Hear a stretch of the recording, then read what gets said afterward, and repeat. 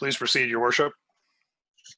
Thank you, and thank you all for joining us this evening. It is on or about 6:30. I'm here at 35 Alice Street in the Municipal Hall, and staff and council are variously joining me remotely, either from their offices or from their homes, as we proceed with another virtual municipal council meeting. So I will call this meeting to order, and I will, just before moving to the motion to approve the agenda, just remind everyone that we do have a fairly long agenda this evening. So if members of council could just remember, if someone's already made your point or raised your issue during discussion or debate, that it doesn't need to be raised again or repeated. And also just a recollection that these council meetings are not opportunities to prosecute past decisions of council. This council or any other council will just be looking at the issues on the agenda this evening and dealing with those items before us. So the motion that is before me is that council approves the July 20th, 2020 council meeting agenda as presented. Is there a mover? I have that moved by Councillor Rowley and seconded by Councillor Bateman. Is there any discussion? Madam Clerk, please call the vote.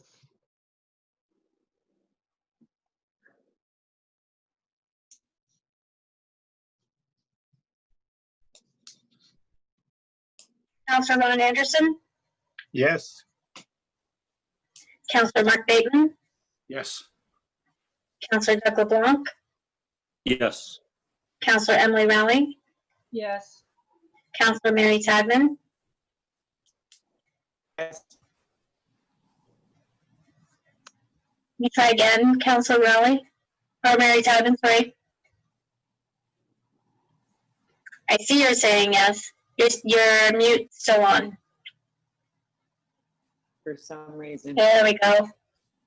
It says it's mute, but it's. You're good now. Now. Deputy Mayor Laura Bank, Yes. Mayor Brian Ostrander. Yes. Carried. Thank you. Are there any declarations of pecuniary interest? And if so, please state the general nature thereof. Yes, Mayor, I have a conflict with 4-2 in camera.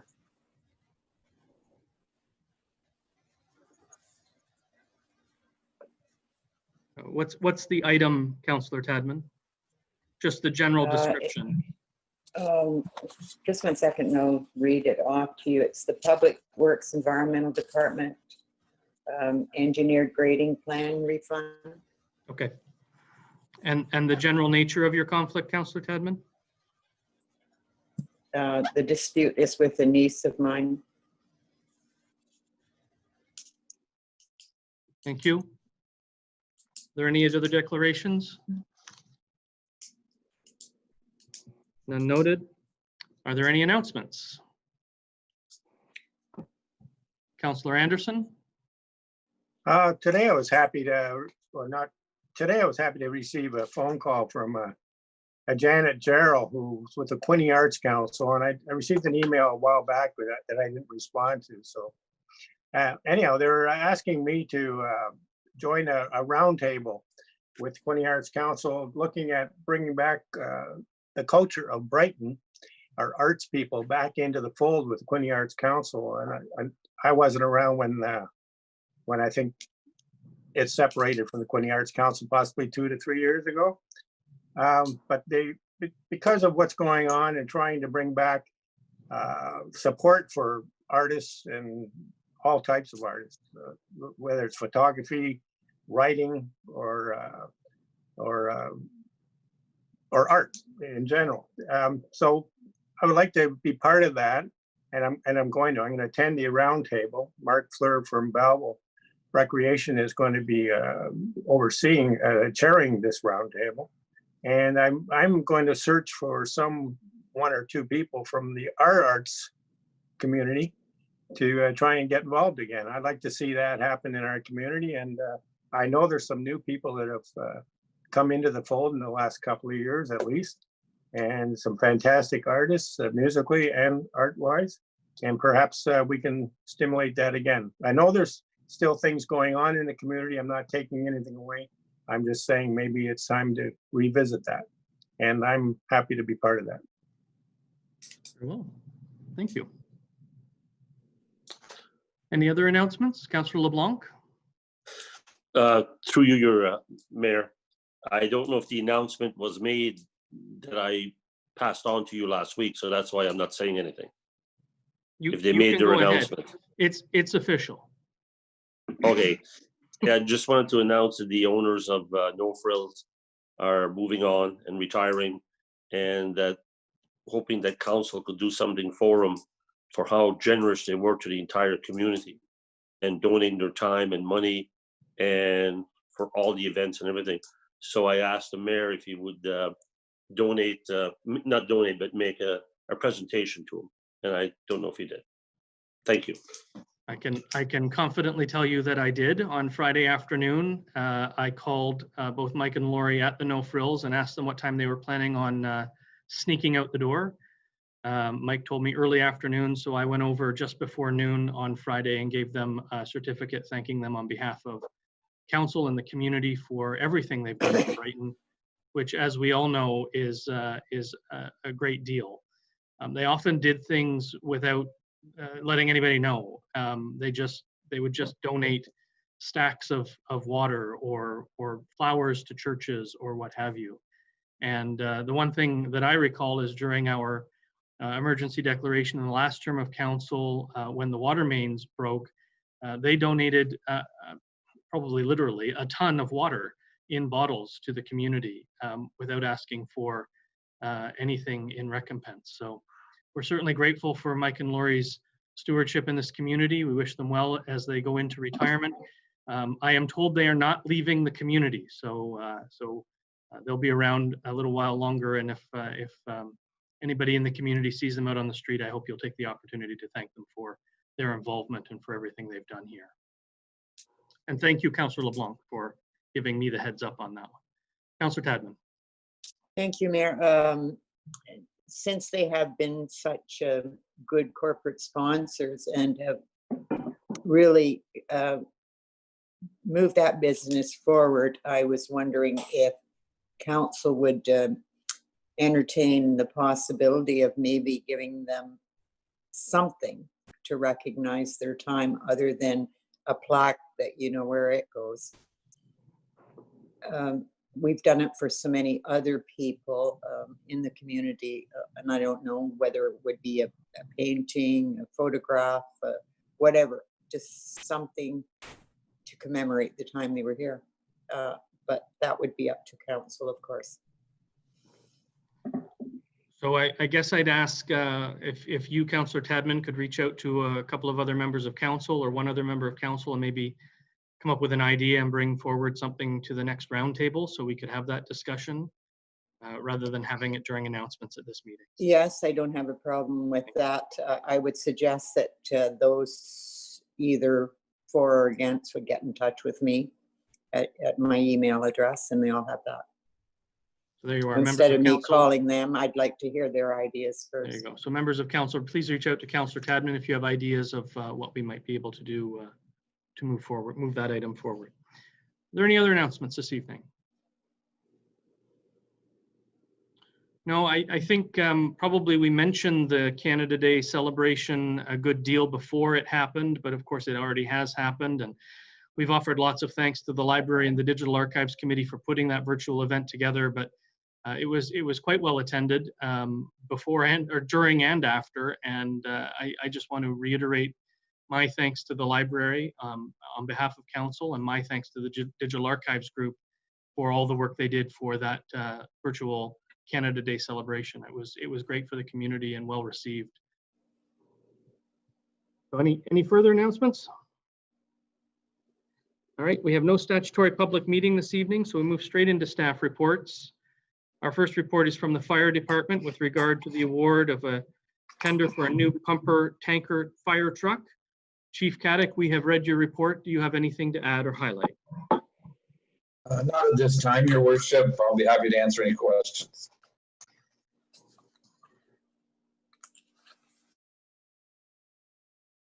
Thank you, Chief.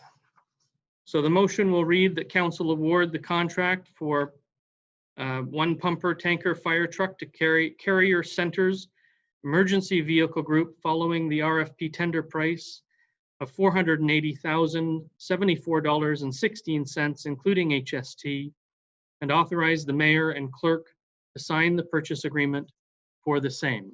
Is there a mover?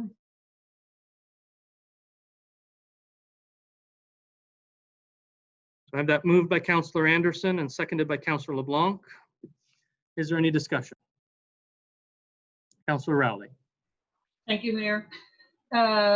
Chief, I believe I read farther down in our agenda that this is replacing one of our other pumper trucks. If that's the case, what do we do with the one that we are replacing? Chief Caddick. Thank you, Your Worship. Through you to Councillor Rowley. Yes, it will be replacing the one older pumper. That as part of our procurement policy, and policy would have to go to GovDeals and be placed on there for liquidation after we receive the new pumper. Bearing in mind that this truck, if approved, will take almost a year before we receive it. So there is a bit of a time lapse. Thank you.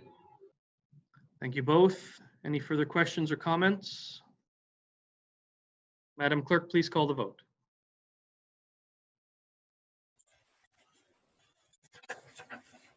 Councillor Ron Anderson,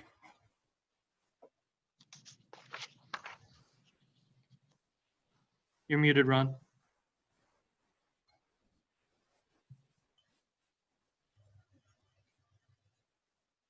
Yes. Councillor Mark Bateman,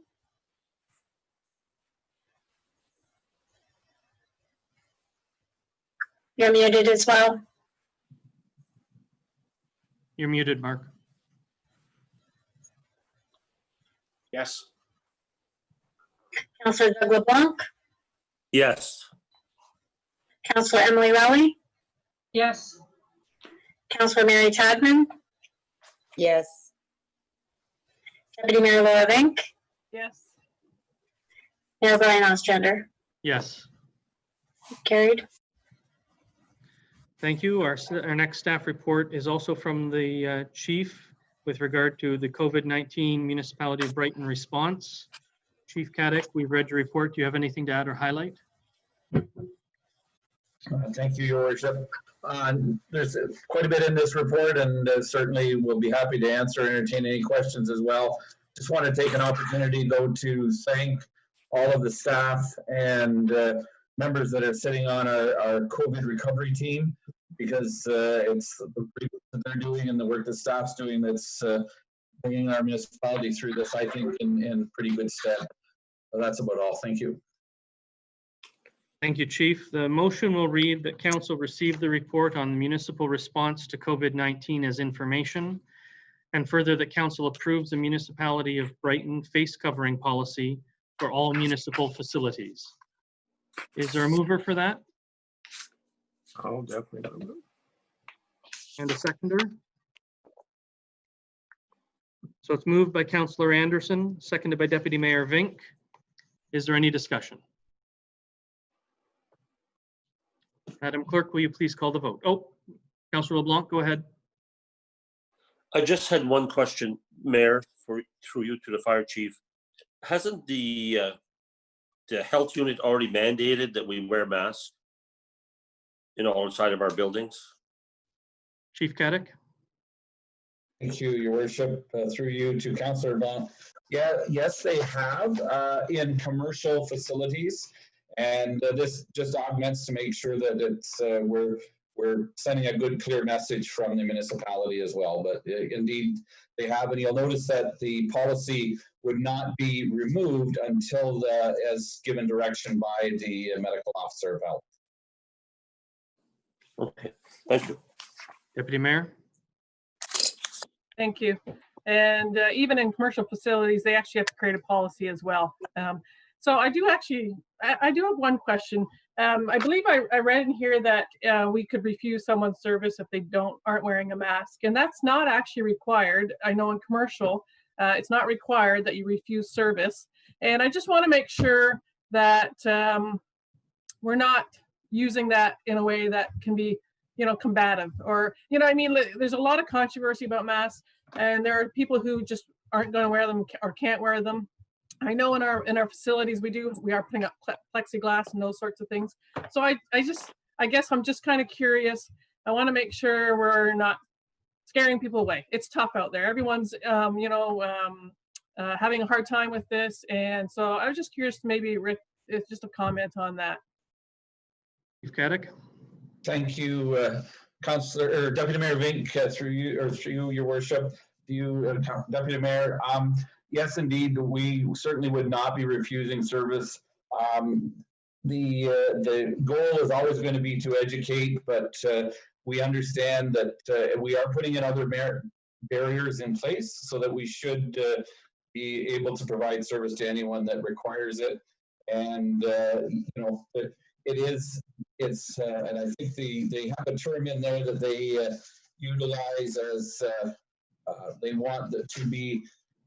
You're not going to be this. I'm sorry, I want to just get the exact wording.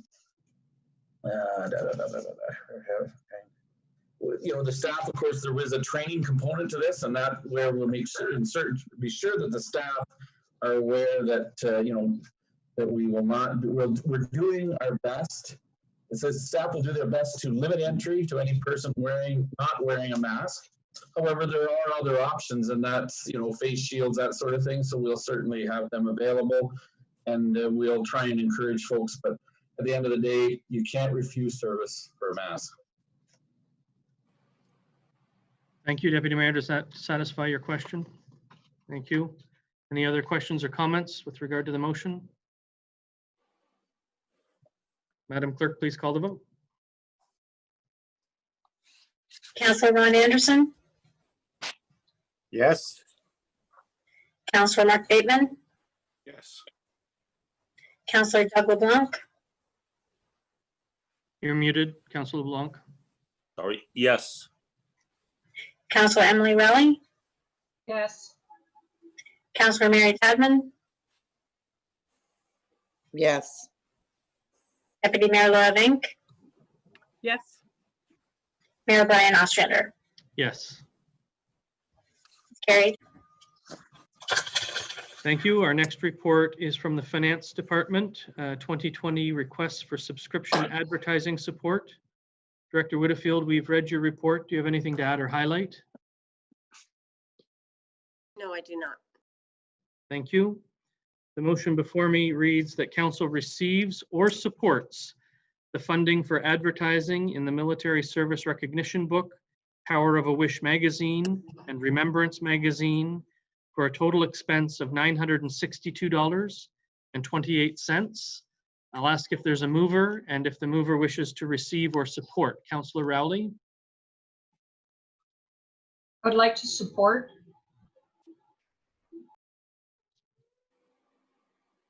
Thank you. Is there a second? The motion. I'll second it.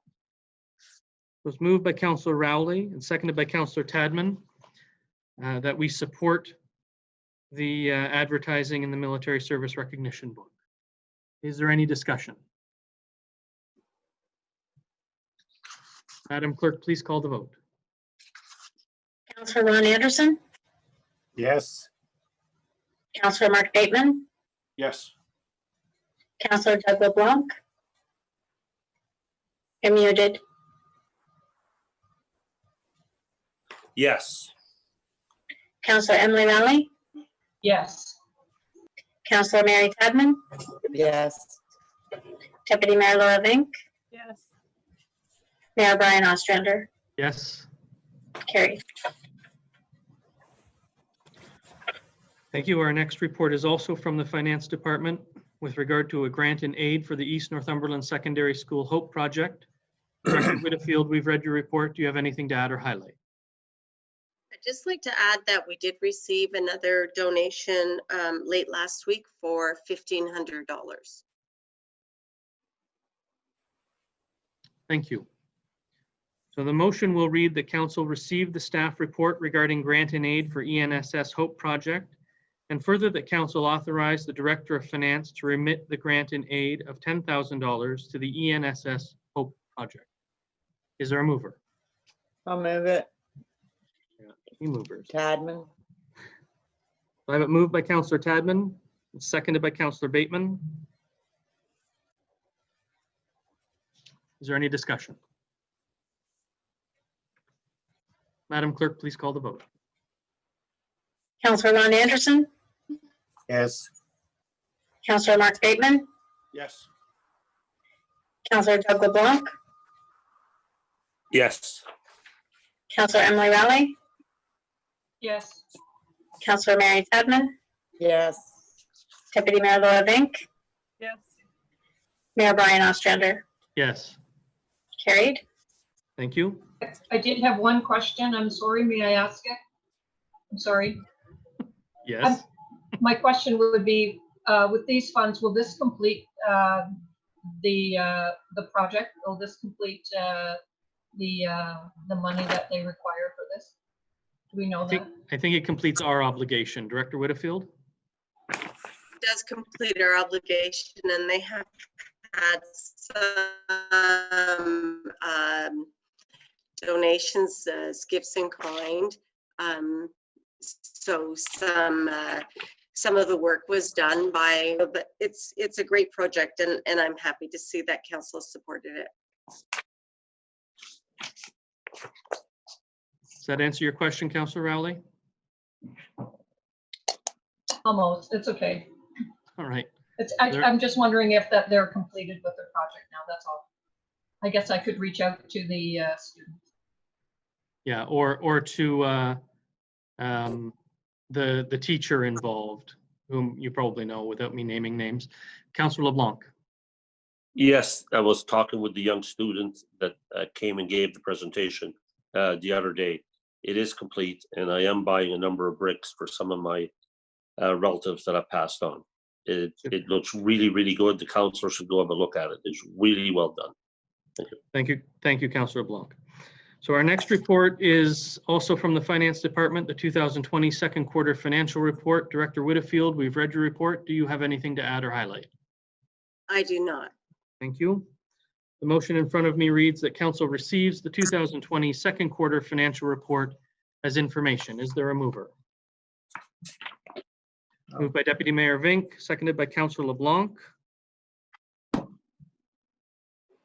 Is there any discussion?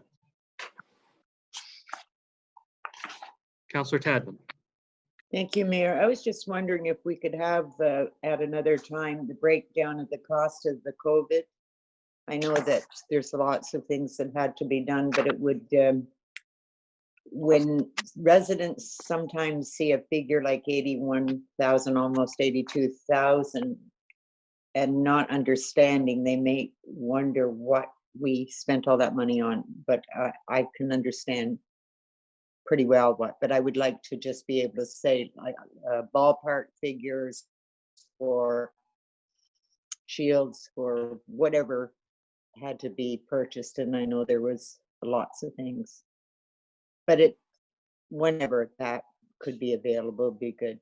I'm sure that Linda has the invoices for all of that. And I don't mean to do it tonight, Linda. Whenever you get a spare moment. And when we revoke, should we choose to revoke delegated authority, I believe staff are required to report to us the costs associated with that delegated authority, which be almost entirely COVID related, I imagine. So it might be appropriate at that time to include it in that report. Does that sounds good? That's does that make sense from a staff point of view as well? Yeah, okay. Any other discussion, Councillor LeBlanc? Yes, under the wastewater garage is carryover forward. Is this going to be the second year, because we voted that in the first year of our council, and now it's it looks like it's going to be carried over another year. I don't know how the garage is attached to the MBVR. Maybe Preston or the CAO can answer that one through you, Mayor. Thank you, Councillor LeBlanc. Who wants to tackle that question? And your worship, thank you. The reason we put it on hold until the MBVR is constructed is just for site location of where we're going to have space when it's all said and done that works best for the wastewater operations. In the meantime, we've purchased 2 sea cans, and they're going to be placed next to the aeration pond. They have garage doors in them so they can take what they need to take in the boat and the equipment in and out, and still have secured storage on site out of the weather. So that may have to do for another year or 2 until the MBBR is built. And it's a cost-effective way to do it. And we can reuse those sea cans anywhere in the operation for storage facilities later on. Yeah. Thank you. Good planning, Preston. Through you, Mayor. Sorry. Thank you, Director Parkinson. I trust that answers your question, Councillor LeBlanc. Yes, it does. There we go. Any further discussion? Councillor Rowley. Thank you. This also has to do with the MBBR. I see that we are putting the tender out for a significant amount. Were we given any reason why we did not receive any funding for this? I have received information that the funding for the Green Fund was, the preferences were given to Indigenous communities on the first round of the Green Fund. That was the information provided to me through both the provincial and federal representatives. Do you have a follow-up, Councillor Rowley? Yeah, go ahead. Yes, I do then. So if that was the first round, if there's a second round, can we reapply for that? We can, provided that the project hasn't begun, as long as we aren't in construction. Okay, thank you very much. Councillor LeBlanc. Through you, Mayor, for the Director of Public Works. The water modeling, read that in one of the mayor's emails. And also I read it in another one that they were looking at the modeling for Pinnacle Street. We're looking to see if we're going to be moving that water system. Is that correct? Hang on. So that's a good question, Councillor LeBlanc, and one I'm sure that Director Parkinson could answer by email, but doesn't really have anything to do with the 2020 second quarter financial report, other than the fact that it's a line item in that report. But Director Parkinson, would you please get back to members of council with the answer to that question? I think it would be appropriate. Yes, I will, Your Worship. Thank you. I appreciate that. Any further questions on the 2020 second quarter report? Councillor Anderson.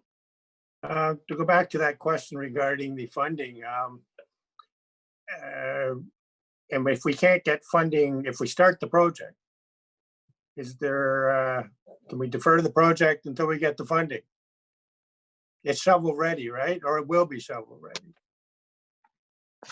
It is shovel ready. So again, I'm gonna ask staff to reply to that question also by email, because again, it's not directly related to the 2020 financial report, other than it appears as a line item. If it's a line, can I speak? Yeah. Mayor, if it's a line item, however, but if we're going to proceed with the RP and proceed with the work, then it will affect what we're talking about. Right, but the tender doesn't close until the end of September, at which point we would receive a fulsome report on what it means to award the tender, where the monies are going to come from, what the plan is to pay for it, et cetera, et cetera. So, you know, when that information would come forward at the point when we're being asked to award the tender.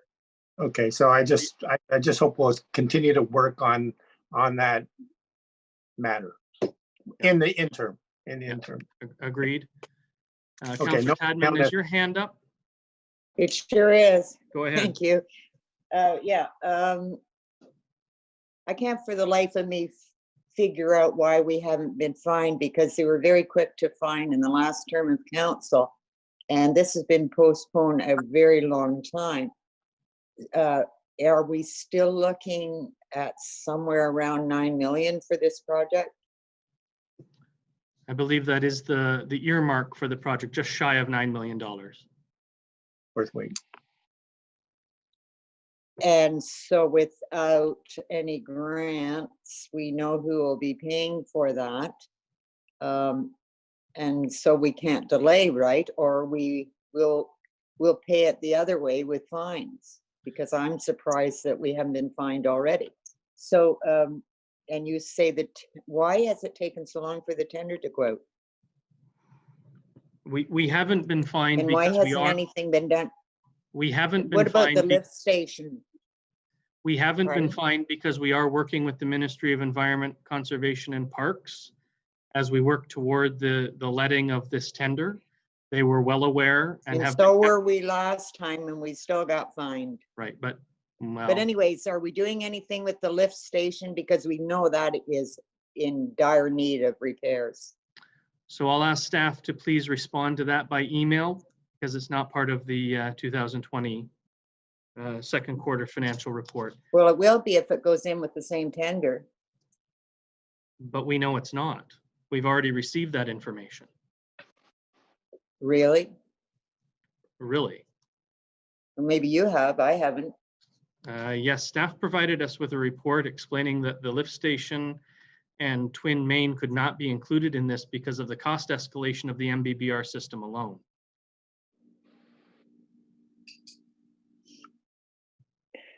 Well, we'll talk about this another day. Very well. Are there any other questions with regard to the 2020 second quarter financial report? Madam Clerk, will you please, oh, Councillor Rowley, go. Thank you, Mayor. I'm just reading down the 2020 engineering road design projects. I know that we're working on the Sanford Street. The others following Addison, Napoleon, we're also working on design and engineering. Are those projects for 2021? Is that why we're getting prepared? Director Parkinson, can you speak to that, please? Through you, Your Worship. Those projects are going to be our shelf-ready projects. There's quite a few of them there. We'll have discussions later in the fall on what council sees as priorities as their 2021 larger projects. Perhaps Loyalist Drive becomes more important than the other streets given our budget constraints. But yeah, they're just a list of our projects that will be shelf-ready and all designed, ready to go, pending any funding opportunities that may arise. So not necessarily 2021, but ready to go if there's opportunity. Absolutely. Thank you. Thank you. Anything further? Councillor Bateman. Yeah, it was just if I could ask Mary if they could add to the email update, because it's not part of what we were discussing, but just on the MBBR, when they sent out the clarification email, you said there's going to be a second stream. If we can get a heads up on when that second stream is, and you mentioned that we wouldn't qualify if the construction started. What do they deem? What's their definition of the construction started? Because it could be when the tender goes in, they'll go in. Just for me, so I can understand what that is. And just clarification, because I think Councillor Tadman, if I'm not mistaken, was saying that the lift station was tied into the MBBR in the funding application. That was my understanding as well. If that just can be clarified in the email, of course. Sure. So staff, can you clarify all of that information, please, in an update email to members of council? Thank you. Anything further, Deputy Mayor? Yeah, sorry, I know this isn't the proper spot, but everyone's asking questions about the MBBR. Can we make sure that we have something on our next council meeting so we can actually discuss it, not just an email? I don't think, at the end of the day, I think we need to have a discussion about it, just so we're all clear on what's happening. I think, just to be fair, the appropriate time for that would be the first meeting in October after the tender closes. The tender closes, I believe, on September 25th. So I'm sure staff would bring a fulsome report with regard to the MBBR and the tender document. Sure. Unless we want to double up on it, I mean, we can talk about it. I think it's just a matter of having a discussion. It's a large project, just so we're all clear on what's happening. I think that's all it is. That's my request. Thank you. Yes, and I'd like to see have that discussion also. Very well. Anything further on the 2020 second quarter financial report? Madam Clerk, please call the vote. Councillor Ron Anderson, Yes.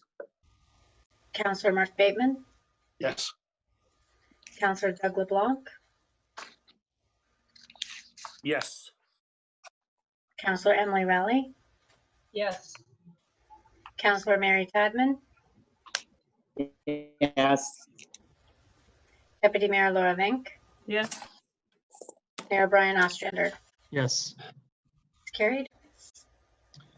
Thank you. Our next report is also from the Finance Department with regard to the financing the remaining term of the water plant loan and the community center loan. Director Whitfield, we've read your report. Do you have anything to add or highlight? No, I do not. Thank you. I have a motion that reads that council receives the financing the remaining term of water plant loan and community center loan report as information. Is there a mover? I have it moved by Councillor Tadman, seconded by Councillor LeBlanc, and I'll open the floor to discussion. Councillor Tadman. Thank you, Mayor. If I could direct this question to our financial director, Linda. Could you refresh my memory that I know it was a long time ago when the water plant was built and the money was borrowed? And could you tell me the year and the amount at that time? Because I thought we were going to have this paid for a long time ago. Director Whitfield. And I know we refinanced. Right, so the water plant was built in 2005. We didn't take out a loan until 2010. The loan was over $2 million at the time. So we've paid it down at 3.89% over the last 10 years, and it was a 20-year term, a 20-year amortization with a 10-year term at that time. Okay, thank you. Councillor Rowley. Thank you, Mayor. This question is also directed to Linda. Are there any other significant loans? When I read this, and with the interest rate being so low for us, would it be prudent for us to look at any of the other significant loans that we have to pay back that we could save some significant interest dollars at some point? Director Whitfield. Our rates have been quite competitive and comparable lately. So the ones for 3.89% that are just expiring are probably the highest interest rates that we have out there. So at this, and it would be difficult to close a loan through Infrastructure Ontario because we were able to get long terms that you can't get through the Royal Bank. So Royal Bank will go 10 years in a term where Infrastructure Ontario was able to go 20 years or 15. So we've got loans out for our solar. That was a 10-year loan. We have a few other loans for other like road projects. We did Allison Dundas and we did Young and George and Singleton. Both the water, or all three, water, wastewater, and roads. The rates were pretty competitive to this. So, and the fact that they're locked in for the full term is a great benefit to us too. Okay, as we look forward to borrowing even more money in the near future, say for the MBBR, which will probably be our reality, the rates are even lower with Infrastructure Ontario. They just won't do a renewal for us. So we went with the Royal Bank. Thank you. Thanks, Linda. Any further comments or questions? Madam Clerk, please call the vote. Councillor Ron Anderson, Yes. Councillor Mark Bateman, Yes. Councillor Doug LeBlanc, Yes. Councillor Emily Rowley, Yes. Councillor Mary Tadman, Yes. Deputy Mayor Laura Vink, Yes. Mayor Brian Ostrander. Yes. Carried. Thank you. Our next report is from the Chief Administrative Officer with regard to COVID-19 pandemic, delegated authority. Mr. Castleman, we've read your report. Do you have anything to add or highlight? Beyond the previous discussion relating to bringing forward a detailed outline of COVID pandemic cost. Beyond that, we've tried our best to have regular but virtual meetings over the course of the pandemic. And as such, to a large extent, the authority has rested with council in the normal course.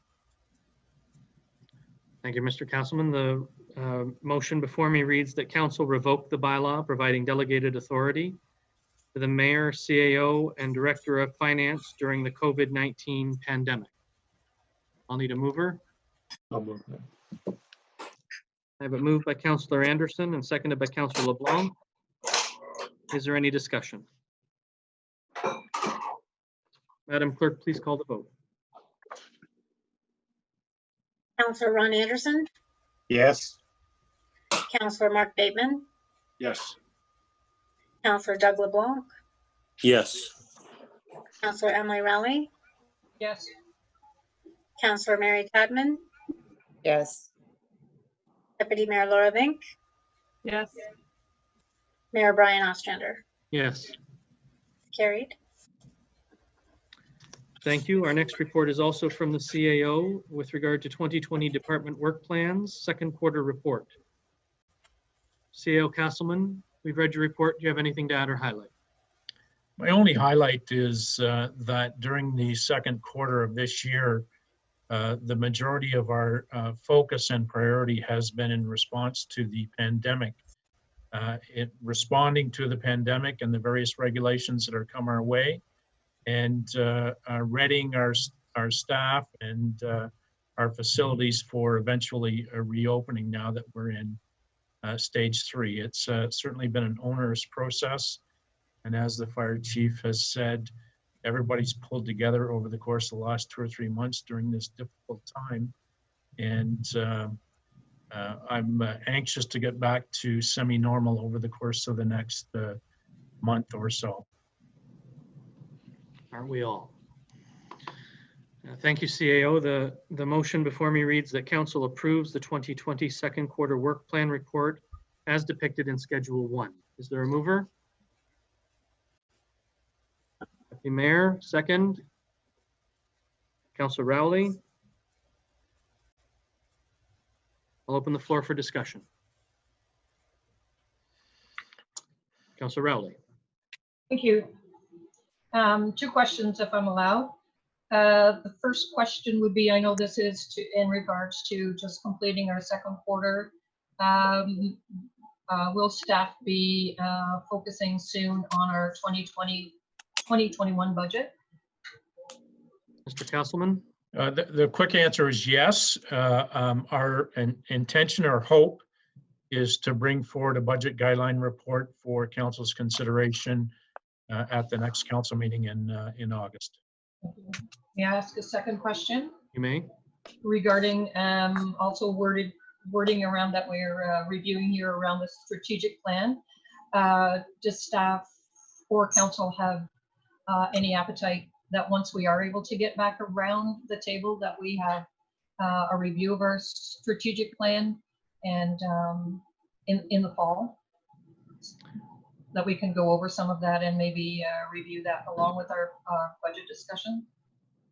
I think that's probably a great idea. We'll be about halfway through the term, and I'm sort of eyeballing the Thanksgiving mark to have that discussion. And I'm hopeful we'll be back actually physically around the table so we can actually thank sit you. and talk about that. Does that make sense? Great. Councillor Bateman. I just wanted to thank the CAO. I had sent out, I think everybody saw the responses. I had a series of questions just based on the update. And it had indicated the stormwater pond, the Tobia, the Harbor Point pond, whatever it's called, was clean out and expansion was completed. So I had sent a series of questions just for more for information and understanding. I have some follow-up questions, but that could be I can send them. I don't think this is this point to debate the follow-up questions. I just wanted to thank the CIO for sending the original responses. Thank you, Councillor Bateman. And we look forward to seeing the responses on your next email. Any other questions or comments on the Councillor LeBlanc? Yes. Make sure I'm off. I'm on, okay. Yes, through you, your worship, to the CAO or Scott Poole, if he's on. Basically on Sanford Street, when I read the thing, the contract was to be let go on the 7th of May and completed by the end of August, so that's not gonna happen. But also one thing that we need to do as a council is when we do short tenders, we should have pre-approved contractors.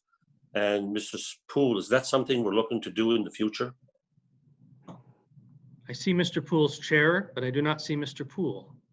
Your worship, Mr. Poole is having audio issues, and he is going to go into Mr. Parkinson's office to speak to any issues this evening.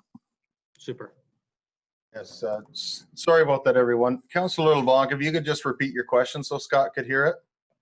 Yes, it has to do with Sanford Street. We told the citizens it would be out on the 7th of May. It's there, it would be tendered and would be completed by the end of August. Probably because of the COVID and stuff, it wasn't.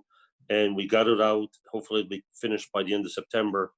But one of the things, it was a short tender call.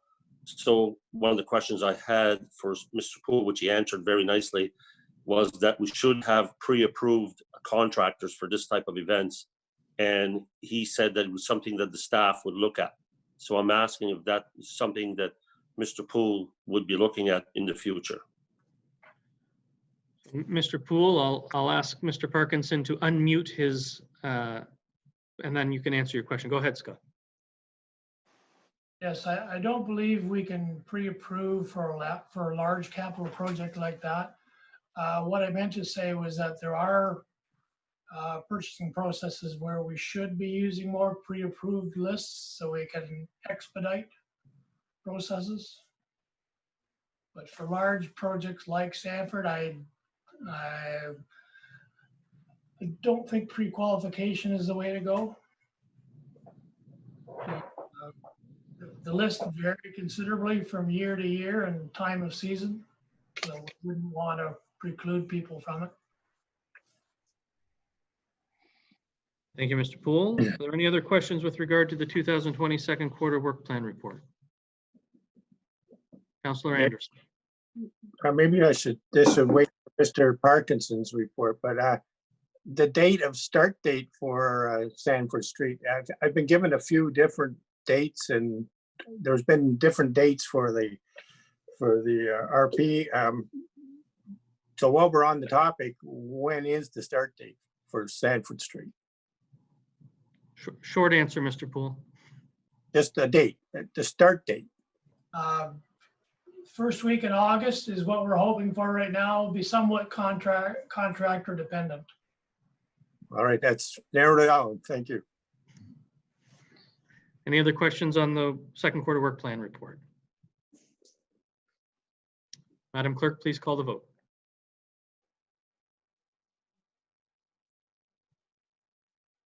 Councillor Ron Anderson, Yes. Councillor Mark Bateman, Yes. Councillor Doug LeBlanc, Yes. Councillor Emily Rowling, Yes. Councillor Mary Tadman, Yes. Deputy Mayor Laura Link, Yes. Mayor Brian Ostrander. Yes. Carried. Thank you. Our next report is from the Director of Parks and Recreation with regard to proposed naming contest for the new dog park. Mr. Miller, we've read your report. Do you have anything to add or highlight? Just that when I've put down selection committee, it's not a committee of council per se, so it should be a working group. So you may want to change it to working group in the recommendation. And that's all I have for comments. Thank you, Mr. Miller. So that means that the motion in front of me will read that council accepts the staff report from the Director of Parks and Recreation and appoints, and there's a blank spot to fill in, to the selection working group for the naming of the new off-leash dog park. So I'll ask for a mover, and I'll ask that that mover name at least one member of council, perhaps two if you'd like. Councillor LeBlanc. So I would get the choice of naming? That's what I'm asking you to do. Okay, I would say Emily Rowley. and Mary Tadman. Is there a seconder? Deputy Mayor Vink. Before we move forward, I'll ask if Councillors Rowley and Tadman are willing to sit on that working group. Councillor Rowley? Certainly. Do I need to Counselor- have a dog? You do not. Councillor Tadman? Okay. Yes, I will, and I'll remind everyone, Deputy Mayor wanted it to be called after me, so maybe we could call it Toadman Park. I've been called that before. I've heard. Yeah, by your wife. Yeah, it was not though. It was on Facebook. Is there any further discussion on that? Madam Clerk, I'll get you to call the vote, please. Counselor Ron Anderson, Yes. Counselor Mark Bateman, Yes. Counselor Doug LeBlanc, Yes. Counselor Emily Rowley, Yes. Counselor Mary Tadman, Maybe. Yes. Deputy Mayor Laura Vink, Yes. Mayor Brian Ostrander.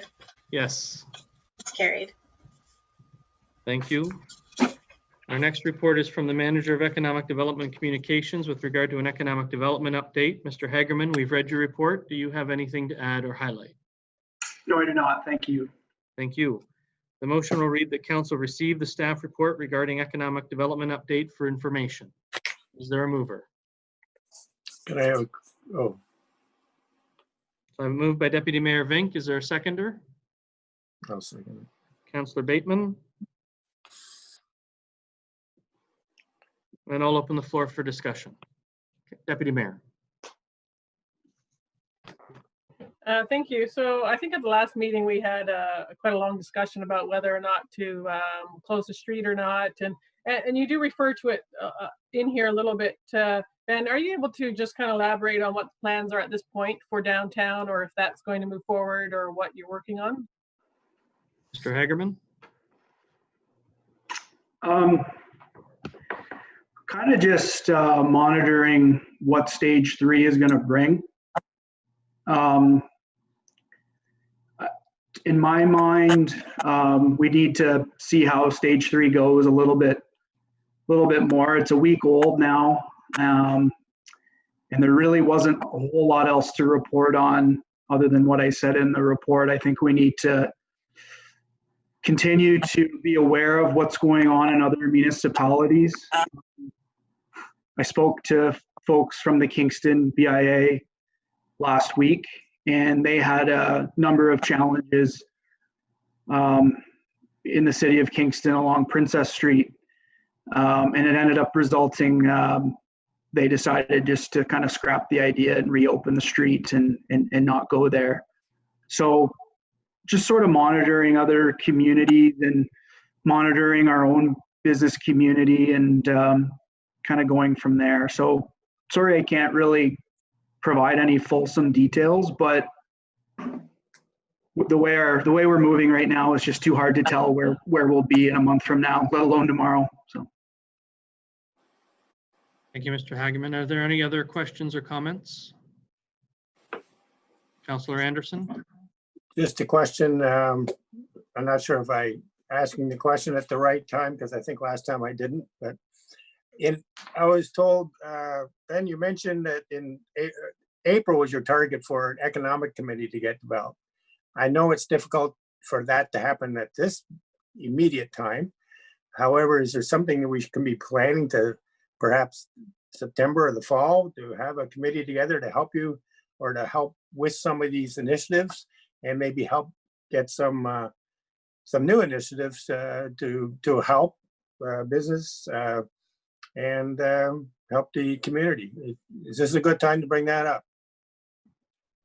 I'll ask Mr. Hagerman if he has a response. I have a draft terms of reference for a economic development advisory committee. Be that as it may, it will be an advisory committee.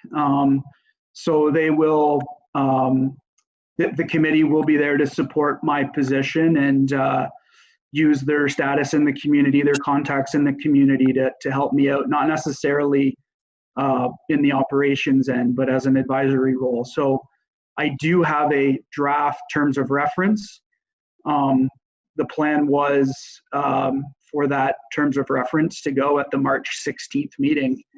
But obviously there were other priorities on March 16th. And since March 16th, committee meetings were put on hold. So obviously the spring and summer is not the time to be rolling that out, but I can tell you with great confidence, there is a draft terms of reference. Mr. Castleman and I maybe need to polish it up a little bit, but it's definitely in the thought process, and we could potentially have something to roll out in the fall and maybe hit the ground running in the new year. But I don't know if that answers the question or not, but that's sort of where I'm at right now with it. Just to come back, I still think sorry, we're putting off something that we wanted to do, something I wanted to do, but I know most of us around the table, that was on our plate back 2 years ago. And I'd like to see some, I'm not being critical of anything, I just like to see it stepped up. And you said it's more of an advisory committee. Communities, do they work? That's how they work, as an advisory committee? And I don't see that. I'm gonna whoa the bus up here. This is a good discussion for when we do see those terms of reference come forward. We can have a more robust discussion, and it sounds to me like Mr. Hagerman and Mr. Castleman are working on bringing something forward in the fall.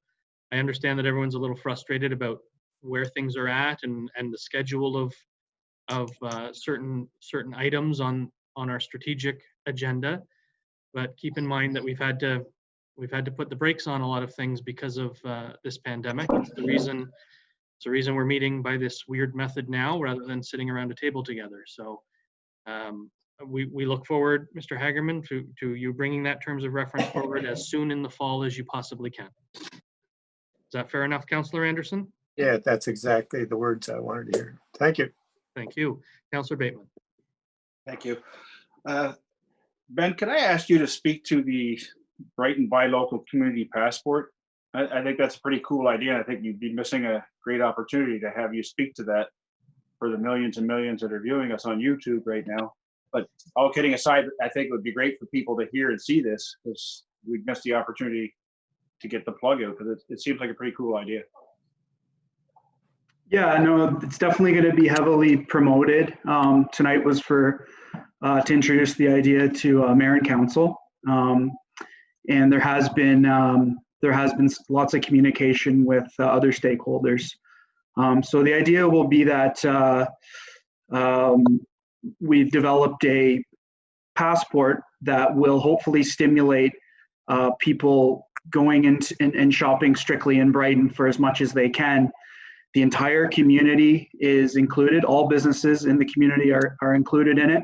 I've tried to make the categories as broad as possible, so every single business, other than maybe real pillars, are included.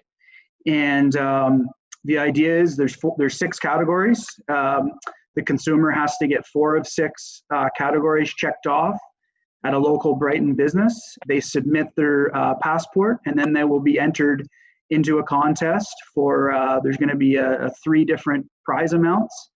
And it'll be basically, if their name gets drawn, they will pick a Brighton business of their choice, and they will either win $100, $75, or $50. And so we're going to run this, we're going to launch it August the 1st, and we're going to run it right into early November the 1st, so it'll run all fall.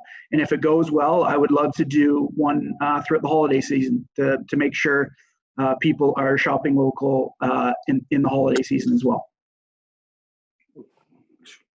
Deputy Mayor? Great idea. Thank you. Councillor Rowley. Thank you, Mayor. Yes, a good idea, Ben.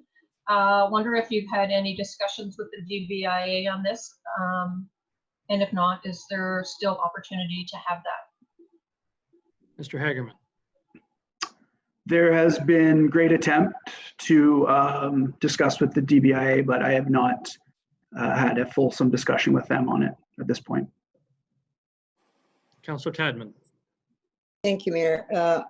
I especially think that we should reach out to all the campers that come and all the visitors to Presqu'île, because that's the all the stores' income for most of the year, what they take in during the summer months. I've been told that many times. That really helps them a great deal through the rest of the year, the restaurants, everything. I was wondering, for sort of the fun of it for youth, could we do something that the youth could participate? I mean, they don't have to buy big things, but maybe getting an ice cream cone at the new ice cream place. All young kids like to go to the dollar store. Maybe talk mom and dad into getting a treat at Sobeys or No Frills or something like that. Because if you get kids involved, they'll be dragging parents, and they may be more keen to even win the prize than it. But that way we get the whole family involved. Yeah, there's certainly no price limit on the item. It just has to be from a Brighton business, and there's certainly no age group, I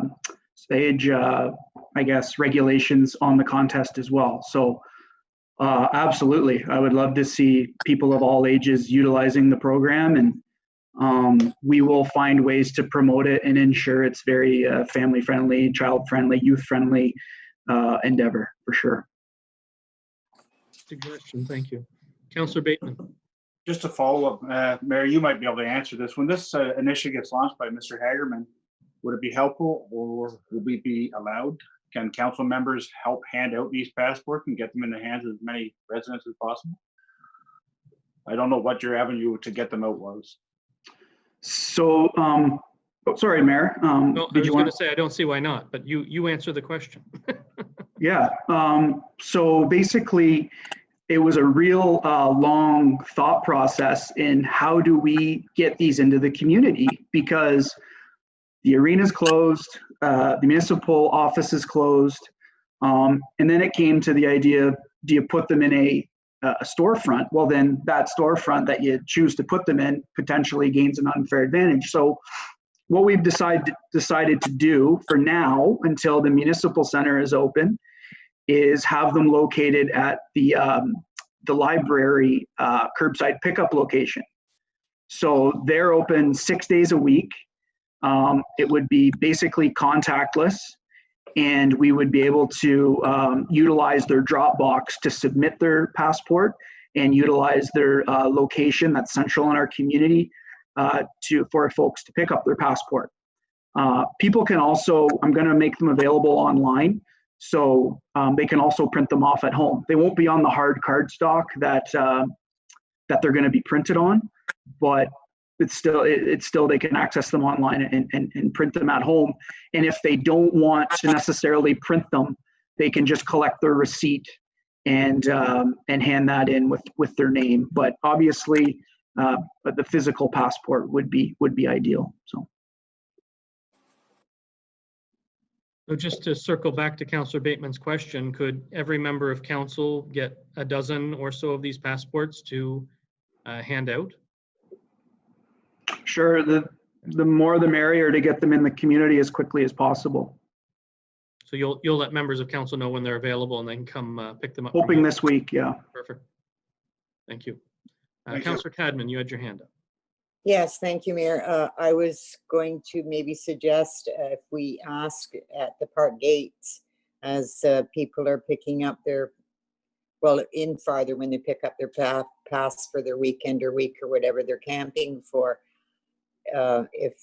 if they would be willing to hand it out. I think it's a good promotion for Presqu'île and also for the businesses in town. And the chamber booths would be another good place to pass them out. But always remember, you need a passport to come to Gosport, so to God's country. So that maybe would have to be a different sort of a passport for that one then. Just so you know, Councillor Tadman, security is quite lax. I snuck in fairly easily a few days ago. Oh, well, I'll speak to the Crime Stoppers about you- that next time. Would you do that, please? Yes, I will. I think the chamber locations are not open at the moment. They've been shuttered for the season, unfortunately, but I do like the idea of asking the parkies if they'd be willing to hand these out as people come into the provincial park. Councillor Anderson, you had your hand up. I think that my question got answered by Mary. Anything further? Madam Clerk, will you please call the vote? Councillor Ron Anderson, Yes, Councillor Mark Bateman, Yes. Councillor Doug LeBlanc, Yes. Councillor Emily Raleigh, Yes. Councillor Mary Tadman, Yes, Deputy Mayor Laura Vink, Yes. Mayor Brian Ostrander. Yes. Carried. Thank you. Our next report comes from the clerk's office with regard to patio extensions and new patios for restaurants and eateries. Madam Clerk, we've read your report. Do you have anything to add or highlight? No, I do not. Thank you. The motion before me reads that council receive the staff report regarding patio extensions and new patios for restaurants, eateries for information. Is there a mover? Councillor LeBlanc, is there a seconder? Councillor Bateman. And I'll open the floor for discussion.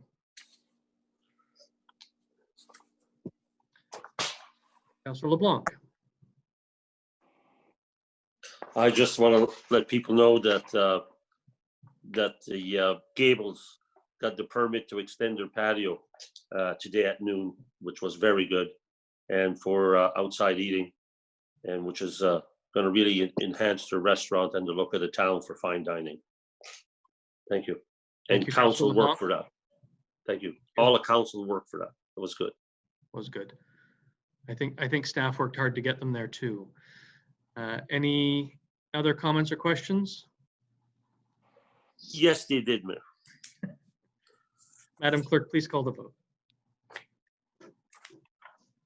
Councillor Ron Anderson, yes, Councillor Mark Bateman, Yes. Councillor Doug LeBlanc, Yes. Councillor Emily Raleigh, Yes. Councillor Mary Tadman, yes, Deputy Mayor Laura Vink, Yes.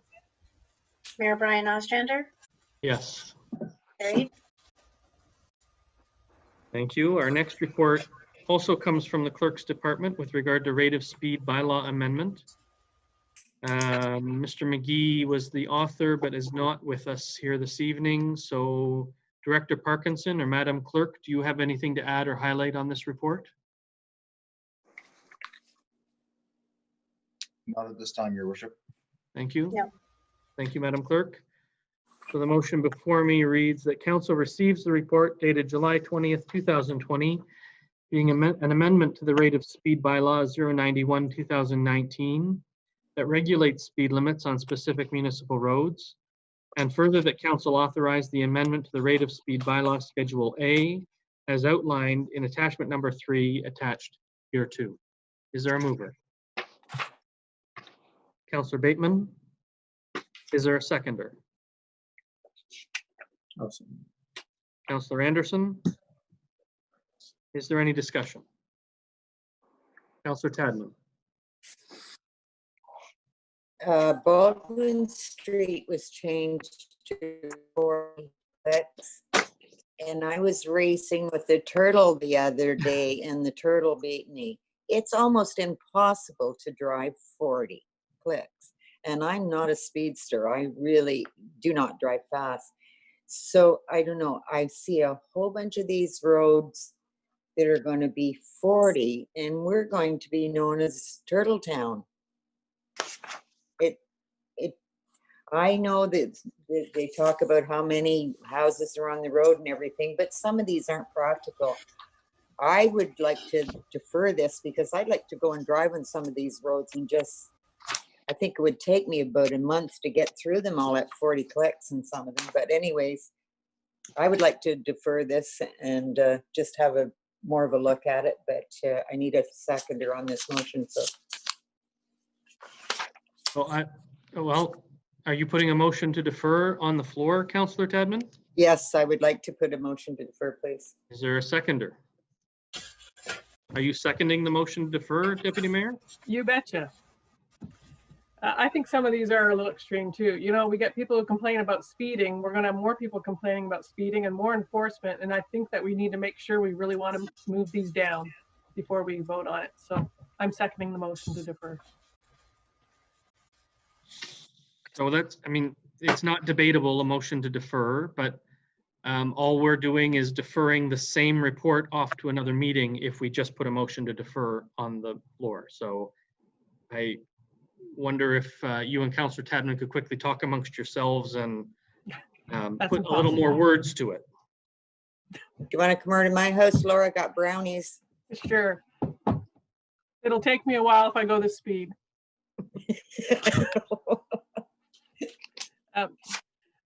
Mayor, what would you like to see? What are you suggesting? I mean, I'm suggesting we pass the motion as is, but there's a motion to defer on the floor. Okay, well, then it's a motion to defer. That gives everyone some time to maybe be sure that we are okay with these speeds. So I'm okay with the motion to defer. Yeah, just leave it as it is. I'm good with that.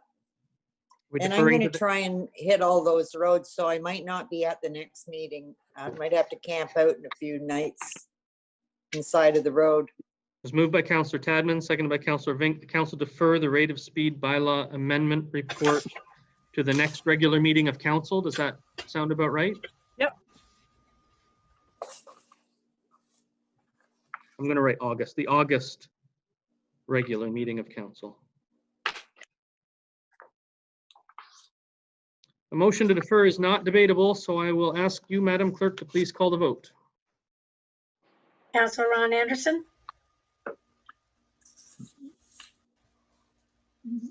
Yes, because there's some mistakes in it. Yes. Councillor Mark Bateman, Yes. Councillor Doug LeBlanc, Yes. Councillor Emily Raleigh, Yes. Councillor Mary Tadman, Yes. Deputy Mayor Laura Vink, Yes. Mayor Brian Ostrander. Yes. Carried. And I recommend that members of council please be in touch with the clerk's office and the Director of Public Works and let them know what your thought process is, so that we're not in the same boat in the August meeting, where we've got the same report in front of us, but no discussion points. Our next report is from the Public Works and Environment Department, information report regarding Harbor Point Pond proposed development plan and public survey. Mr. Poole, we've read your report. Do you have anything to add or highlight? You're good. Nothing too much. Just this is a report for information and comment on the public process for proposing to solicit input on the development of the Harbor Point Pond.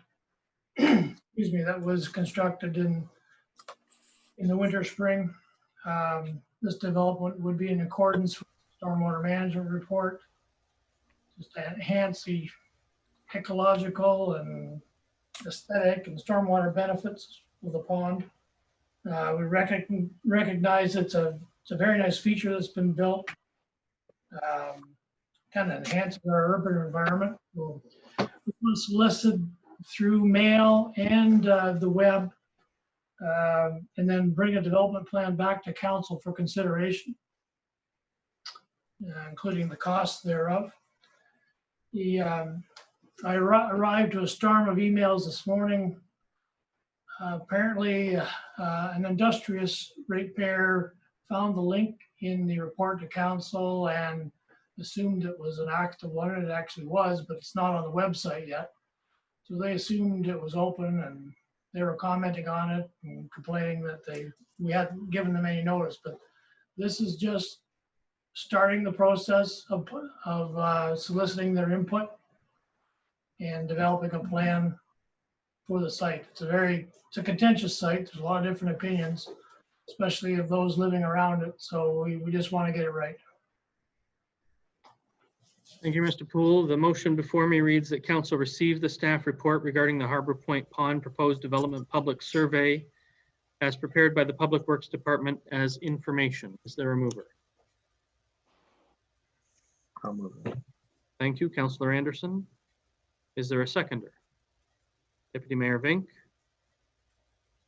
I'll open the floor to discussion. Councillor Bateman.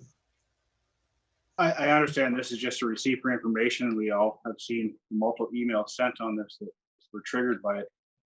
I'm just confused at, and I sent the questions, and the one I'm still not clear on is what prompted the report for the planting of the trees and all this. But it makes reference in here also of it being a parkland, almost like it's a tourist thing. I just see it as a stormwater pond and it has to be functional. I don't know in a report where it almost like it encourages people to visit like a tourist attraction. And at the end of the day, it's a stormwater pond. I'm just confused. It is a stormwater pond. It's a municipal facility. We have been receiving a lot of comments and complaints about the pond, animals, snakes, geese. The grass, should it be cut? Shouldn't it be cut? Should there be public access or not? So we felt because of the kind of the innate benefit of the property that we should have a look at its best use. And in particular, in accordance to the stormwater management report that recommended that we do plantings to enhance ecological and stormwater objectives for all our stormwater facilities. So that was basically the impetus to the exercise. Councillor Tadman. Thank you, Mayor. How many stormwater ponds do we have now? 6 or 7. And further to that, Scott, will we be sending a survey to everybody that's close to those ponds? We had planned to send a survey specific to this pond, but to all residents, so that everybody would have an opportunity to input. Excuse me, you mean all the residents that pay taxes to the municipality of Brighton will have a say in this? Yes. And also for the other 5 or 6, when the surveys go out, we're going to do that again? Yeah, we haven't kind of discussed any further development of those ponds. This one had a lot of area around it. And it was newly created or newly recreated. So the discussion of, should we be cutting grass? Shouldn't we cut grass? What are we doing with this facility? Drove the exercise. The other ponds are a little better established, well treed, well vegetated. A lot of cases aren't next to development, next to houses. So there hasn't been any real push for additional development, but it is recommended in the stormwater report that we look at optimizing our ponds with a variety of plantings and treatments. Councillor LeBlanc.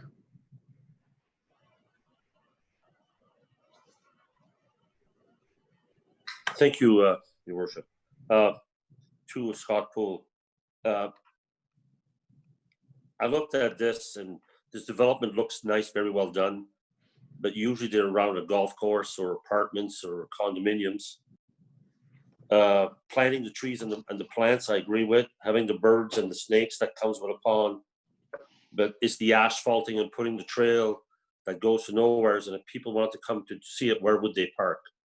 And what other trail is it attached to, and where would it go? And those are the concerns that I have with it. And is it the trail going to be accessibility? For accessibility, you have slopes, so that means if you're going to put an asphalt train Are you going to cut into the slope to make all the asphalt level? And so just those questions there. Thank you.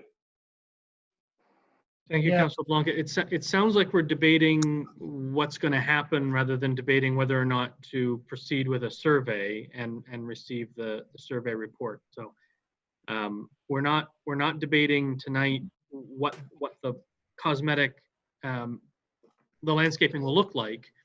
Tonight we're just debating whether or not to consult the public on the landscaping features. So good comments, Councillor LeBlanc, but I'd ask you to hold them in abeyance until such time as those and we are ready to look at what landscaping is available. I've got you, Doug. Calm down. I'm going to go over to Deputy Mayor Vink first, and then I'll come back to you. Deputy Mayor. Thank you. So I'm just wondering if the other storm ponds, whether or not we allow any kind of access to it, or whether they're fenced or any of those things. I think it's important that I understand this pond is bigger maybe and it has more land around it, but I think that we need to treat them all the same in general. And so I'm just curious to know whether or not, those two questions. Are they fenced off? Is there public access with the other ones? Mr. Poole. Yeah, the majority of ponds are not fenced. There is one pond that's the Tackaberry Pond. And the reason why that's fenced is because of the steep slopes and the hazard. Most of the ponds, other than the Tackaberry Pond, there's complete public access to it.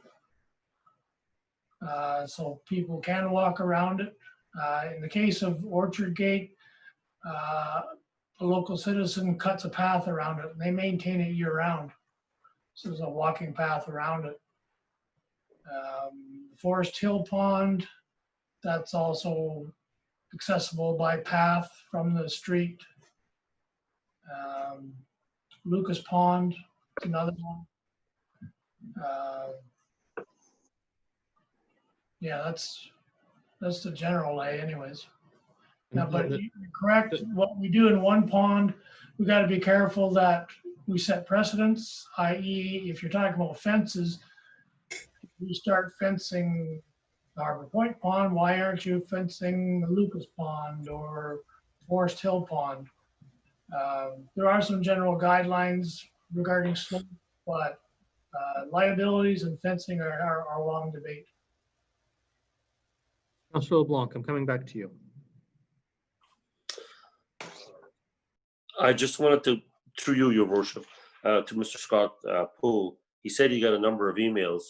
Well, I got so many, I had to buy more iCloud space for my iPad and for my phone. That's how many I got, right up to all the time. So, and the other thing, 183-year-old man can't, 83, he has no computer, so he can't get on the survey.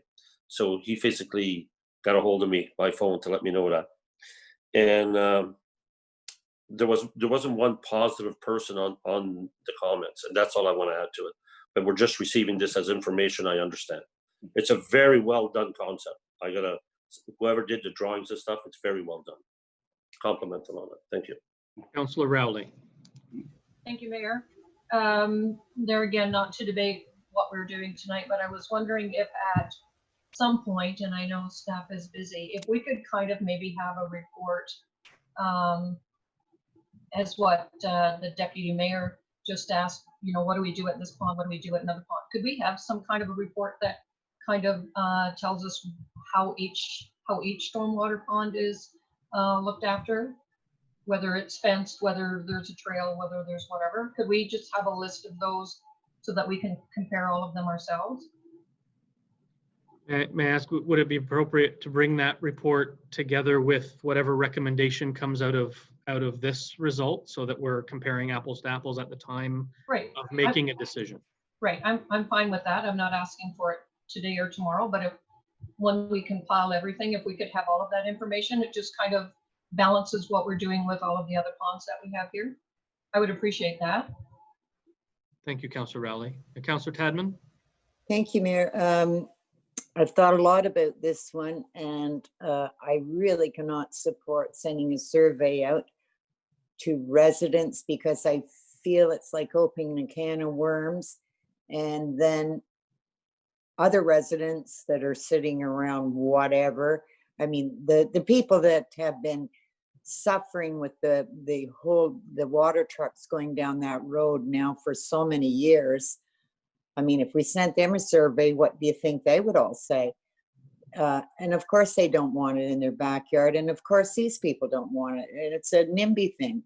So I don't even think the survey should have went out in the first place. It looks lovely, but I don't even know why whoever this staff person is was directed to do it in the first place without direction from council. But anyways, that's my opinion, and I'm sticking with it as usual. Thank you, Councillor Tadman. Councillor Anderson, did I see your hand? My question is about the maintenance of it. It is our property, it's public property, and that's why we're looking at what we're looking at.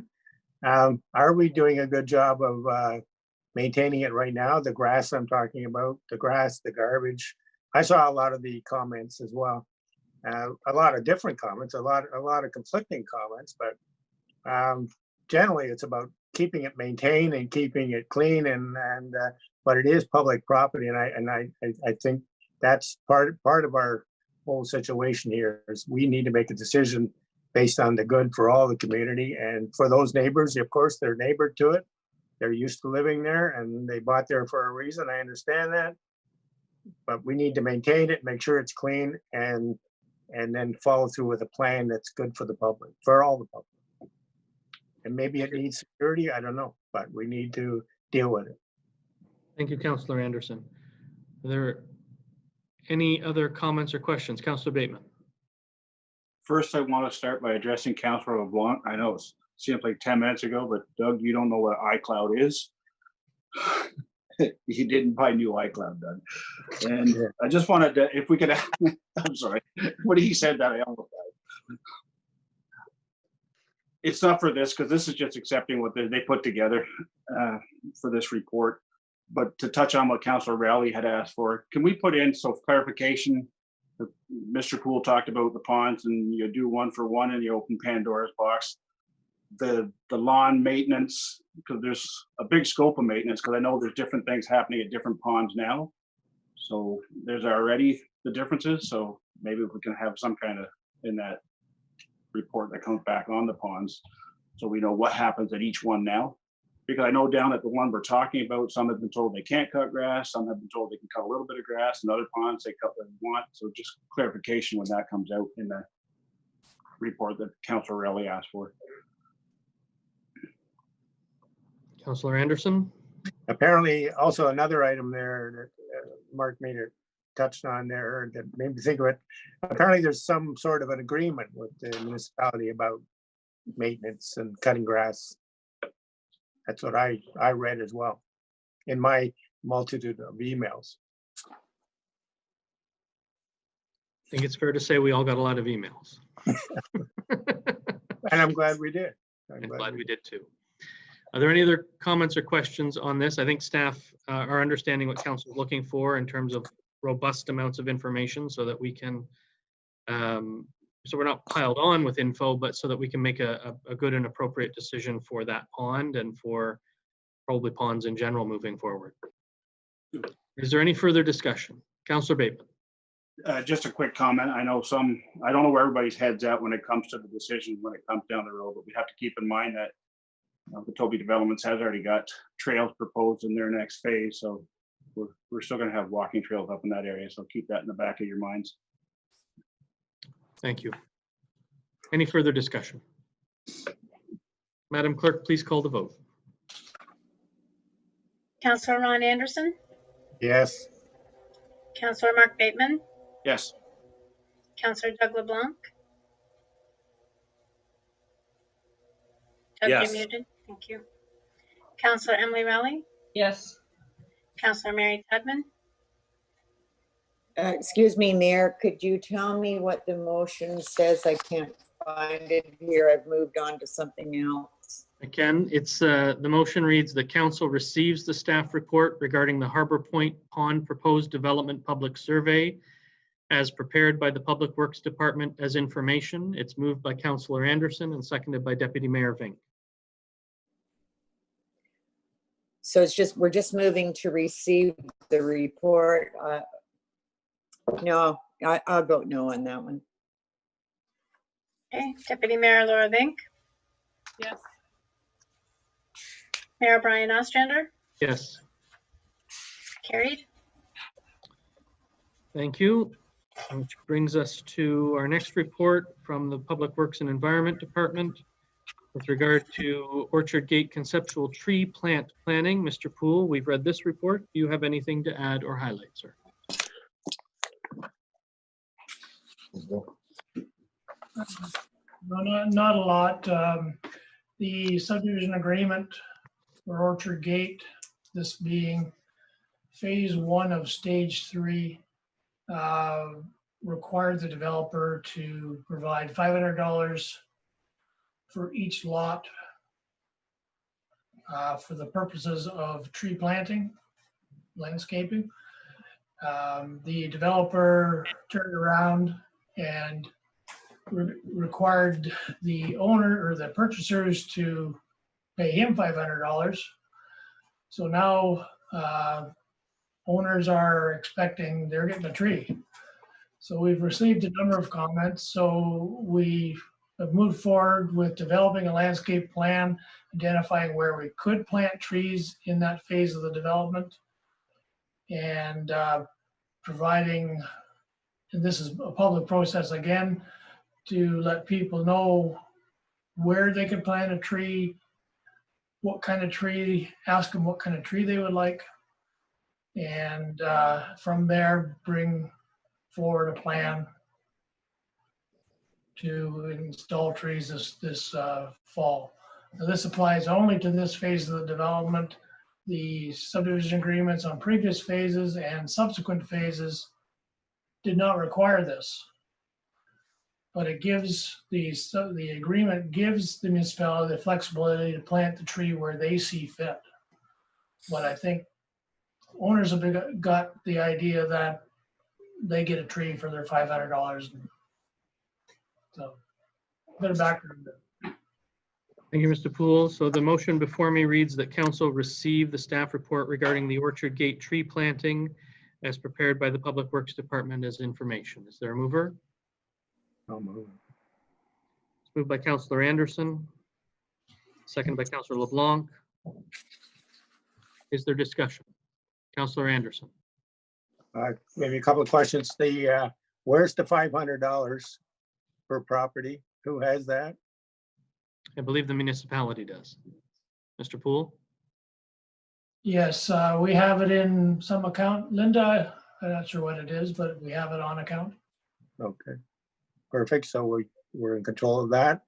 And you also made mention in your report, which was good, that some of the trees that you couldn't plant on property or where everybody liked it, you'll be putting around the pond there. So I found that's in your report, correct? Yes, we've done a field survey. Our new development technician has a good landscape background. She identified spots where we could put trees in the boulevard with all the constraints, driveways, utilities, whatnot. That didn't coincide with the tree for every lot. So therefore, the option will be provided that those that can't have a tree in the boulevard will be an option to put it on their property or go in a stormwater, around the stormwater pond, as an example. Yeah, thank you for your answer. Thank you both. Councillor Tadman. Thank you, Mayor. So the storm management, excuse me, pond there, we're going to put trees that shed their leaves. Will that be a problem around the pond?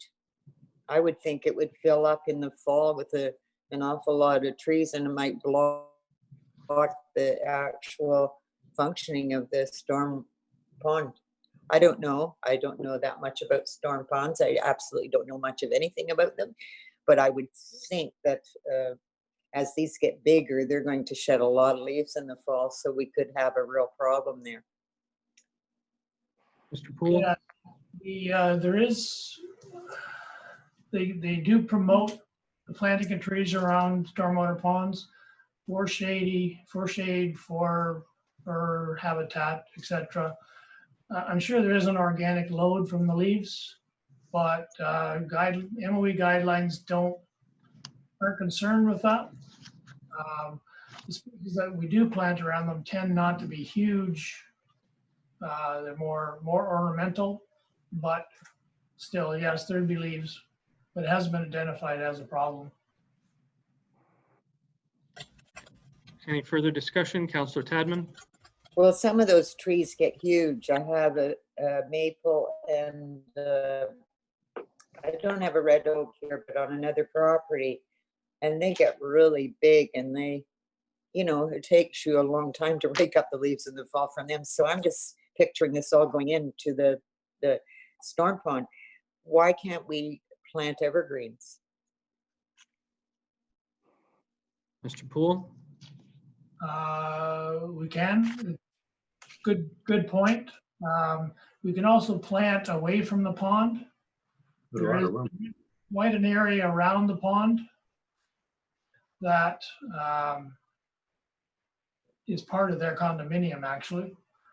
We don't own the property, but it's an option as well. But we can take that into consideration in regard to the use. Not a condominium. Thank you. Anything further? Councillor Bateman? Just a quick question for clarification, I guess, probably two-part. This goes back quite a few years, doesn't it, for some of these that paid the $500? We're talking 5+ years. Yes. Do we know that the original owners, because some of these people may have moved, that paid the $500, and for those that don't have the space on their boulevard or in the yard, like Mr. Poole said, if they don't want, like, do they get their money back, or it automatically goes to the pond because they paid for a tree in their yard and we're not giving them a tree in their yard? Are they okay with that? Well, we would encourage that a tree be planted. We'd be open to input as to if council feels it's better to reimburse the $500. You know, that is an option as well. But I guess our take on it was, as land stewards, we want to improve, number one, the boulevard, or at least the environment, by planting trees. I agree with it. Money. And I certainly haven't spoken to everybody in that phase of the subdivision, but the people who have spoken to me about this issue want the trees to be planted, and probably want them planted in their yard. No doubt they paid the $500, or they feel that whoever owned the property ahead of them paid the $500 for a tree. But I think it behooves us to move the item forward and at least consult with the group to find out exactly what it is they want. And then staff can make a firm recommendation back to council, and council can make some decisions. Councillor Bateman, you go ahead.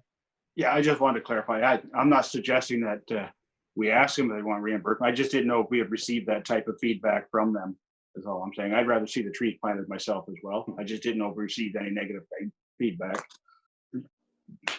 Councillor Rowley. Thank you. I believe the developer at some point has also, in lieu of paying, given green space in the area, and I must admit I'm not exactly sure where that is, if that's connected to where the pond is or if it's over a bit farther. I believe it had something to, or I think it's in the area of the condominium or the seniors residence once it's being built.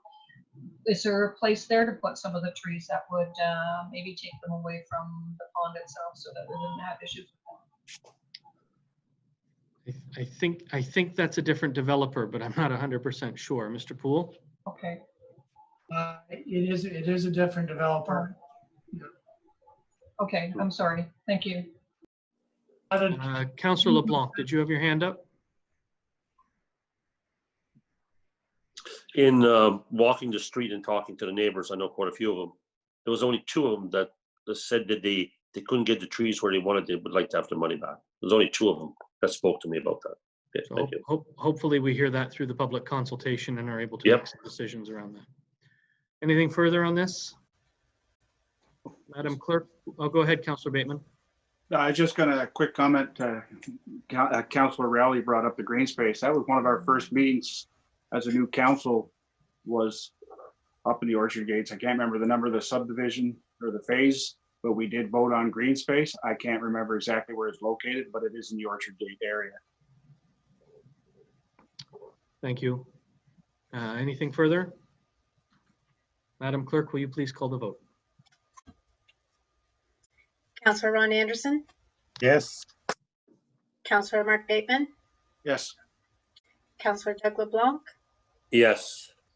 Councillor Emily Rowley, Yes. Councillor Mary Tadman, Yes. Deputy Mayor Laura Vink, Yes. Mayor Brian Ostrander. Yes. Carried. Thank you. That takes us to notices of motions and motions. The first motion I'm reading was read as a notice of motion at the June 15th, right? June 15th? Yes, June. June 15th council Sorry. meeting. That's all right. And it is now a motion coming forward, and it's moved by Councillor LeBlanc and seconded by Councillor Bateman. Whereas the municipality of Brighton has completed its official plan review and adopted a revised official plan in December 2019. And whereas the background reports in support of the official plan review identify that development should occur primarily through intensification within the urban settlement area. And whereas the lands to the east of a northerly extension of Princess Street are within the intensification boundary of the urban settlement area. And whereas provision of access to these lands is important for the maintenance of a healthy land supply over the long term. And whereas providing a second north-south into the urban settlement area is desirable. And whereas development of major new road connections are typically multi-year endeavors. And whereas it is anticipated that the federal and provincial governments will be encouraging and providing financial support for shovel-ready municipal infrastructure projects. Now therefore be it resolved that the municipality of Brighton Council directs staff to investigate the extension of Princess Street North to connect to County Road 30, and further that staff to investigate what provincial and federal funding may be available or will become available to assist with the undertaking of such a project. Councillor LeBlanc, as the mover, would you like to speak to your motion? Yes, Your Worship. What it is, I was a member of the official plan, and was one of the things that we worked on with Wills and Daryl was looking at places where we could expand, and also looking at our traffic, that we have one major route that goes north and south, and try to develop something. And also there's 65 acres here within the built up boundary that's accessible, that we can build, that meets into the plan that got put into it. And also by thing, the white paper, the Watson white paper that just came out of the Greater Golden Horseshoe that we're going to look at tomorrow, that most municipalities and the housing people are looking, that we have a 15 to a 20-year supply of housing and land available for building. Also under the development charges that came out of the Watson report for Northumberland County, regardless what Table 8 said, if you go to the appendix, there's only 2 municipalities that have land available. That was Port Hope and the Township of Brighton. The other ones were basically said none. So for affordable housing, this could be a place where affordable housing could go and to be developed. And I would look at Watson to look at this for the proper zoning if the council choose to go on with this for the future. And we're looking future here in the planning, and developers could come here and develop a large tract of land so that the council could see, instead of piecemealing it, it would be a large chunk of land. So we'd know how it would be set up, stormwater, sewers, water, everything would be done as one piece. And it's within our built up boundaries. Thank you. Thank you, Councillor LeBlanc. Would anyone like to speak against the motion or have comments or questions about the motion? Councillor Rowley. Thank you. This is just a question. I'm familiar with where Princess Street is, and when I look north, I find it difficult that it could make a clear route all the way to Highway 30. But I guess one of my questions would be, Are municipalities usually in the business of creating roads like this? I just not quite sure. When I think of that, I certainly think of the John Street connection that we could make from Highway 2 to 64, which I would think that if we were going to create some kind of a connecting link somewhere, that would be certainly more feasible than maybe trying to go from Princess Street to Highway 30. Of course, other than that, I am open to listening to exactly what the reasons are, as I am not a road builder. Thank you, Councillor Rowley. I'm not sure who to direct your question to, but, well, okay, Councillor LeBlanc, you go ahead, and then I'll go to Director of Planning, Mr. Walsh. Thank you, Your Honor. Mr. Walsh will probably correct me, but what it is, it's like other developments. When the developer comes, they put in the road, and they go and they put in the roads and the infrastructure. This is just something we'd be working with the developer, with our planning department, that everything would be pre-qualified for the entire development, so that the storm, the road, and everything would be as one fix, and we'd see how our municipality and our traffic is going to move in the future. And it's being done in other municipalities like Belleville, Napanee, Kingston, Brockville, and I copied from there and looking at theirs. And this is one of the things that we looked at strongly when we adopted the official plan. And so, and it also fits into the Greater Golden Horseshoe Plan, the new white paper that just came out that Mr. Watson is going to present in our planning meeting this week. So we want to be ready for the housing market when it's coming, and it all shows when you read the white paper. It's all in there. But thank you. Maybe Mr. Watson, Paul, not Mr. Paul, the planner can basically add in there if you can. I'm going to turn it over to you, Mr. Walsh, but I would point out that the resolution does not talk about working with a developer or anyone in the development community. It speaks about direction to staff on 2 points. 1, investigating the extension, and 2, investigating provincial and federal funding. But I'm going to turn this over to Mr. Walsh. Through the mayor to council, the idea of extending a street is definitely has some merit. I think that there are other locations where we may want to take a look at the same issue. Typically, when we look at extending streets, as Councillor LeBlanc also pointed out, we look at extending sanitary sewer and water and services in general, and we need to do that comprehensively as well with a land use plan. So typically we would do that comprehensively for the whole municipality. Where's the best place to look at extending streets and go through a bit of a cost benefit analysis to determine where the best locations are and how to phase public expenditure for extension of services. And Princess Street might be very ripe for this indeed, but preferably we go through that through a more comprehensive exercise and typically through secondary plans. So I'm hoping to bring forward for budget 2021 secondary plans, and these types of exercises look at the fine grains of the layout of things over the long term,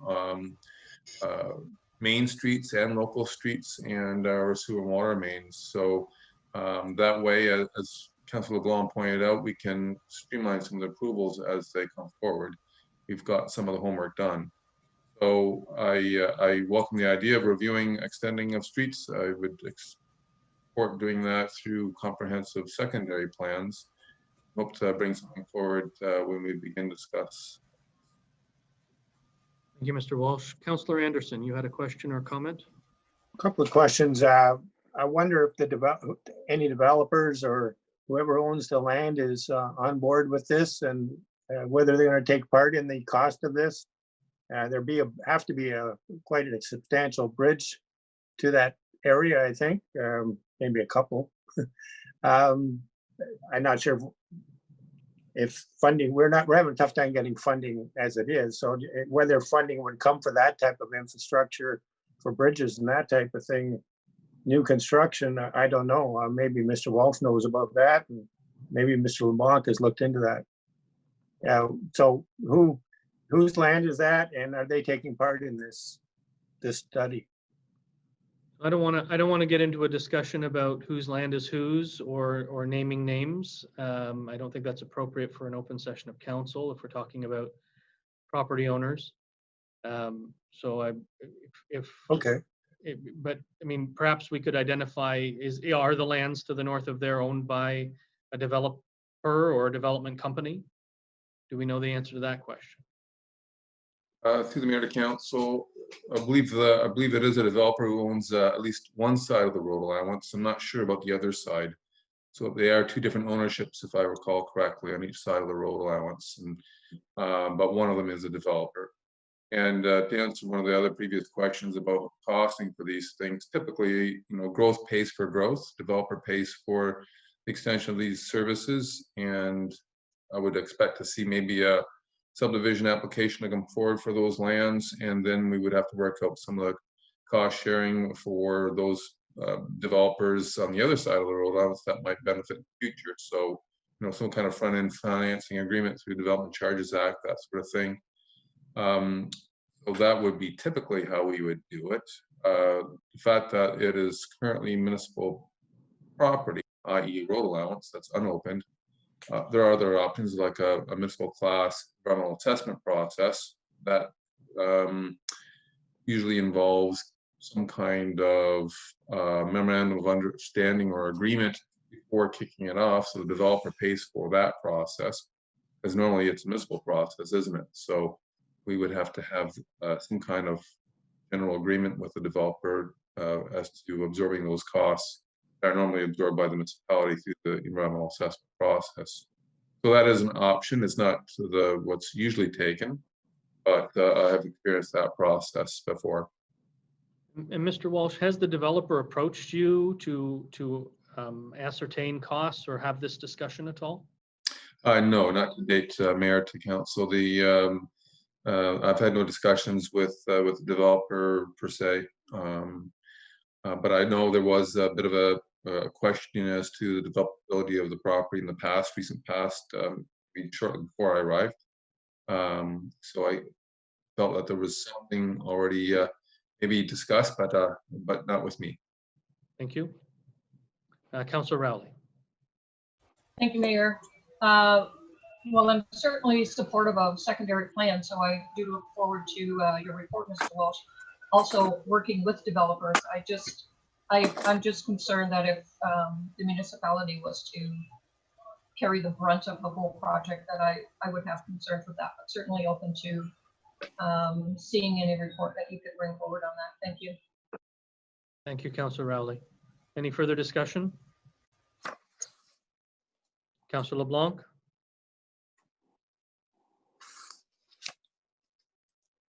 You're muted, Doug. Somehow we got off track that the town would pay for it. There is development that is looking for it, and to get it in the plan, to get it into use, to start working with us. If we decide to say no to it tonight, it's no to it tonight. I can take it either way. Thank you. Thank you, Councillor Bateman. I was just going to say that this motion, it does state it's just to investigate the possibility and the feasibility, basically. This isn't to say we're going to do it. That's all. Right. It also suggests investigating for funding opportunities, which yes, is a bit long-term for funding opportunities, as you probably know, with the provincial and feds. So anyway, any further discussion? So Madam Clerk, go ahead, Councillor Tadman. Thank you, Mayor. Maybe if we left out the last part of it, because that's almost like we've made up our mind, and so we're going to look for the funding, and I don't necessarily think we're anywhere near that point, and won't be for some time. But if we could get a staff, if both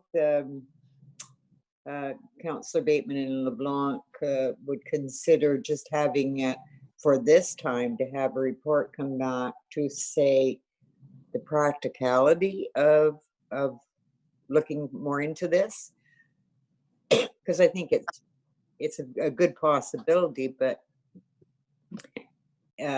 planners know much more than we as councillors do about you know, how we could move forward. So I'm not looking for a huge detailed thing, but I don't know, maybe this could be just worded a bit differently and not pile a lot of work on the planning department, but come back with, you know, some practical reasons why, yes, this is a great idea, or well, no, right off the bat, this isn't a good idea, or something in between. That's just my suggestion for this. Thank you, Councillor Tadman. Councillor Rowley? I think I'd like to make a comment similar to Councillor Tadman, that if Mr. Walsh is already working on a report regarding secondary planning and this area of the municipality would fall into that, I would certainly be supportive of looking at a report like that. As Councillor Tadman said too, as far as looking at infrastructure funding at this stage, I think we're a long ways out from that. So I certainly don't want it to be sitting on the shelf, but would certainly look forward to seeing a report in the near future. Deputy Mayor? Thank you. I too agree. Just the wording, it's very specific to a specific area, and I'd rather our planning department tell us where the opportunities are rather than us tell them, because I'm not a planner, and I'd rather not miss opportunities by being so specific. So if maybe, again, as well, if this is something that we're going to be looking at doing going forward, that would be great. This is the kind of thing that we want to be doing. And I think that's why Councillor LeBlanc has brought this up, because he saw an opportunity, and we want to make sure we're not missing these things. But I would like to see a bit more of a report giving us some options as far as what areas are feasible to do this sort of thing and what areas we should be looking at. Thank you. Councillor Anderson? Yeah, I like the proposal. I like the it's the bottom line about the infrastructure and looking for fundings. I think we need funding in other areas. That's why I'm sort of backing off on that. I think I'm glad to see that this has been brought forward, because it's an area that was in our study, and it's ideal. And so if we can get our planning department looking into it, and that's about it, and giving us a report back on the practicality, and hopefully maybe again, I use the word that developer is going to surface and get on board to come and talk to us about it. At the same time, it might stimulate things to move along a little faster. So, okay, that's my opinion. I can vote on this tonight if it's changed a little bit. Thank you, Councillor Anderson, and we'll come back to that before I call or ask for the clerk to call the vote.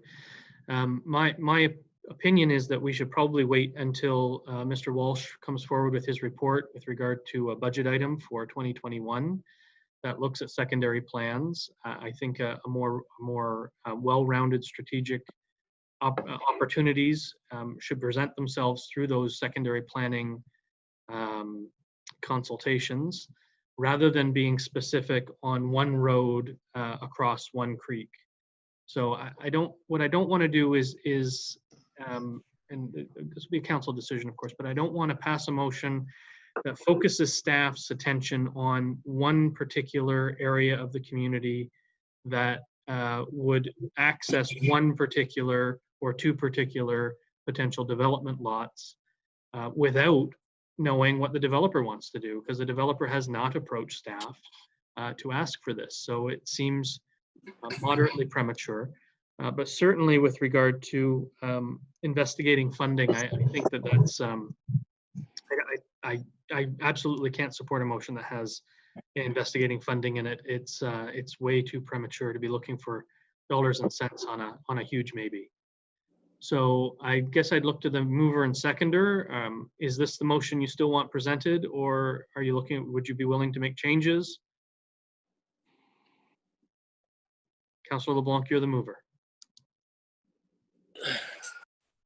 Through your chair, my intent was never to ask for funding and to put it there.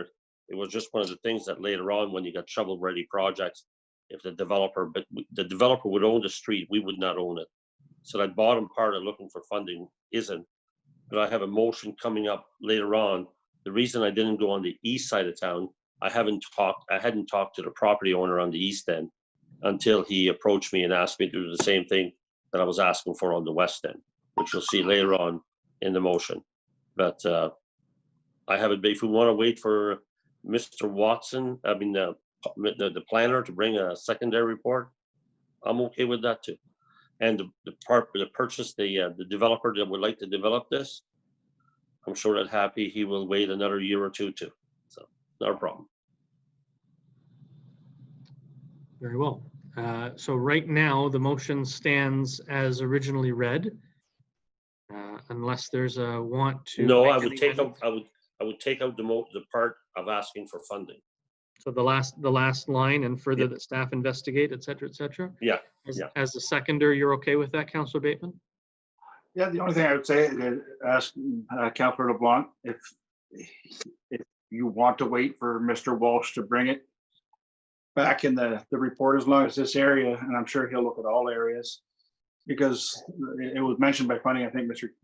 Councillor Anderson mentioned the funding, and of course I agree that we can't get funding right now because you don't know what the funding is, but yeah, I know there's funding needed for everything, but there's specific funding for everything, and right now there's major funding for infrastructure.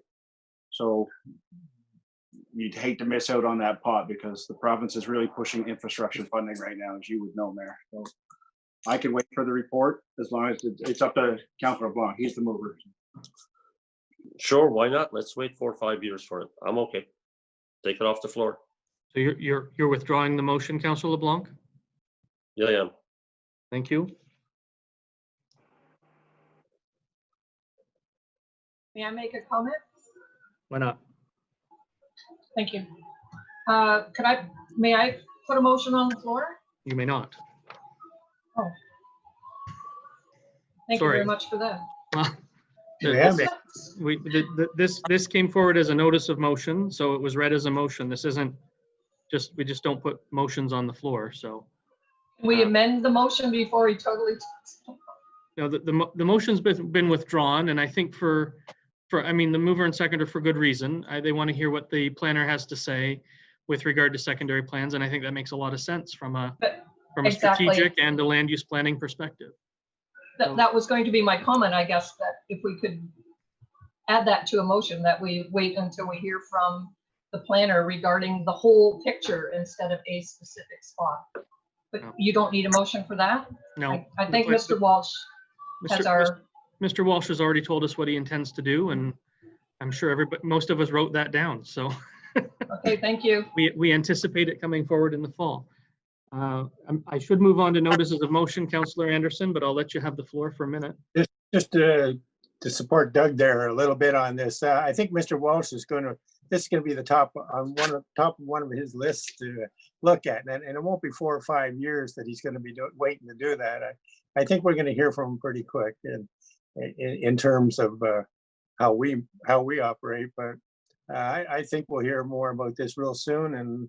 And Councillor LeBlanc, it's a good idea, and along with Councillor Bateman, and I think I'd like to see things happening there, and I'm looking for some developer participation too. So thank you, Councillor Anderson. All I'm gonna say. Thank you, and my thanks to both the mover and seconder on this one. I think we had a good discussion around it, and it provided opportunity to hear what Mr. Walsh's intent with secondary plans was going to be, so we could anticipate something coming forward in the fall. And sounds like we're all looking forward to that. So I'm going to move on to notices of motion now. The first notice of motion will be moved by myself, Mayor Ostrander, seconded by Councillor Anderson. Whereas the community has expressed interest in purchasing products with the municipal logo, crests, and images, and whereas the municipality has a policy that restricts the use of municipal logos, crests, images on products, now therefore be it resolved that council directs staff to provide a report to revise policies that restrict the use of municipal logos, crests, and images in order to provide products and flags for sale to the public, and further that staff ensure that any revisions also protect the brand and identity of the municipality. And that will come forward as a motion at the August meeting. Our next notice of motion comes from, will be moved by Councillor LeBlanc and seconded by Councillor Bateman. That council directs staff to review and bring back a report on how many meters of sanitary sewer have been viewed by camera in the past 2 years. Again, that will come forward at the August meeting. Our Our next notice of motion will be moved by Councillor Bateman and seconded by Councillor LeBlanc. The council directs staff to investigate and bring back a report on the validity and need for either a fence bylaw or fence guidelines. And again, that will come forward at the August meeting. Our next notice of motion will be moved by Councillor LeBlanc and seconded by Councillor Bateman. The council directs staff to review the transportation master plan and bring back a report. Again, that will come forward at the August meeting. Our next notice of motion will be moved by Councillor LeBlanc and seconded by Councillor Bateman. The council requests staff of the planning department to review upgrading, contracting Georgina Street to Telephone Road north to Highway 2, John Street over to County Road 64. This would assist with traffic control and volume. West side of Georgina Street to be reviewed for future development with traffic flow. What infrastructure improvements would be required? This would be helpful to receive a report from staff on how traffic, roads would improve with modifications. Again, this motion will come forward in August. And our final notice of motion will be moved by Councillor Bateman and seconded by Councillor Blanc. The council requests staff to bring back council a report for a potential bylaw to license, regulate, and govern the operation of short-term accommodation dwelling rentals, Airbnbs, in the municipality of Brighton. And again, that will come forward at the August meeting of council. So now we move into the roundtable discussion. The first portion of the roundtable discussion is entirely correspondence items. So I would ask members of council, are there any of these pieces of correspondence that you would like discussed separately? Because we should probably, otherwise we will just pass a motion to receive them all. So I would ask, is there any one of these? Councillor Tadman, you're muted, but go ahead.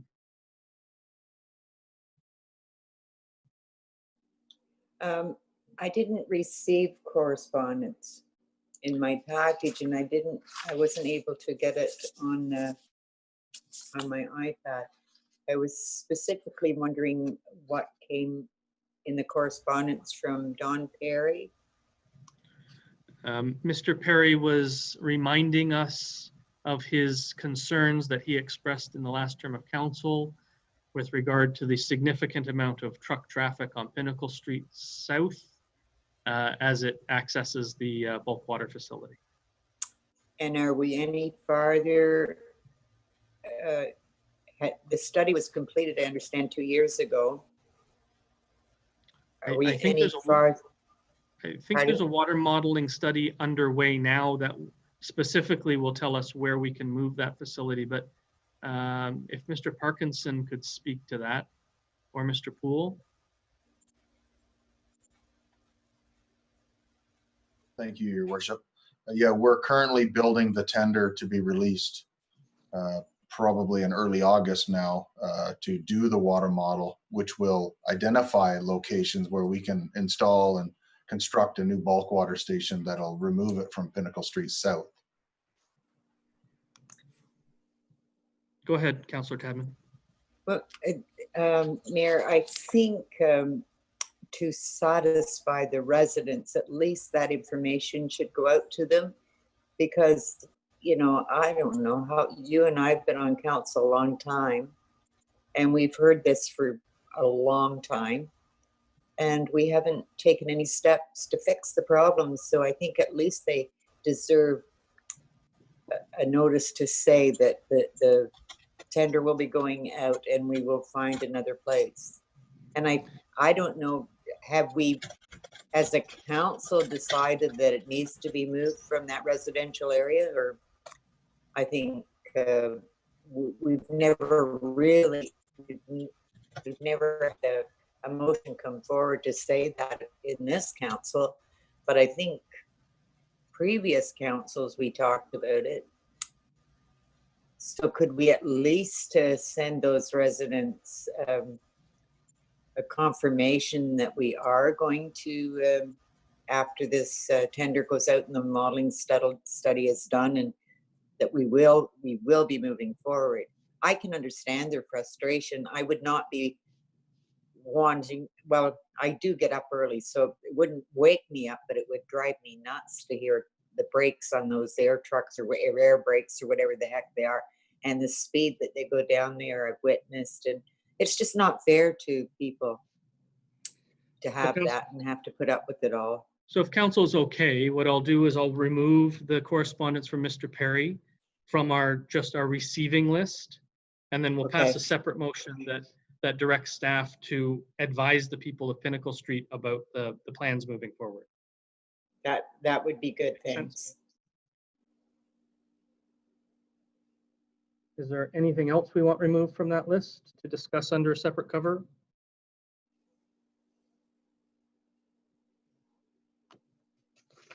No? So the motion will read that council received the following items: stimulus funding for shoreline resilience, 2020-2022 OPP strategic plan, resolution to city councils on municipal funding, universal basic income resolution, Northumberland Labor Council COVID-19 economic recovery, and Quinte Labor Council COVID-19 economic recovery. I'll need a mover. Councillor Anderson, and a seconder.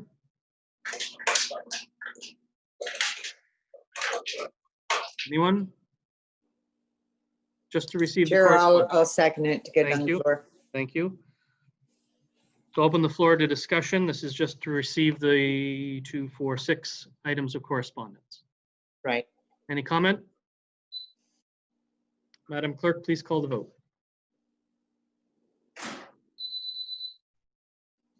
Councillor Ron Anderson. Ron, you're muted. You're muted. Yes. Councillor Mark Bateman.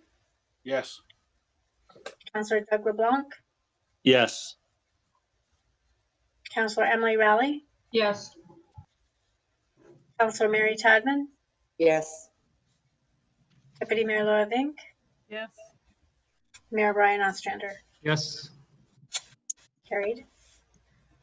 And Councillor Tadman, if you're interested in moving this, that council receives the correspondence from Don Perry and advises the citizens of Pinnacle Street South about the water modeling study, including moving the bulk water facility.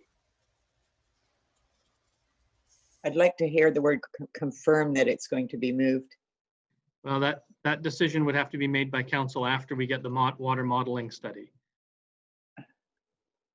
I realize that, but let's use a nice word that gives them more assurance than that we're doing a modeling study. How about including options to move the bulk water facility? No, it's better than nothing, I guess. Firm options.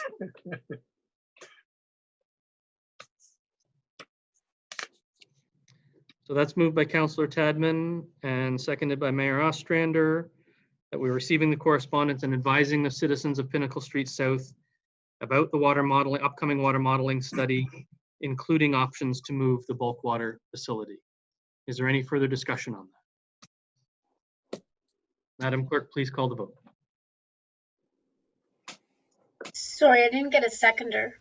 Me. Oh.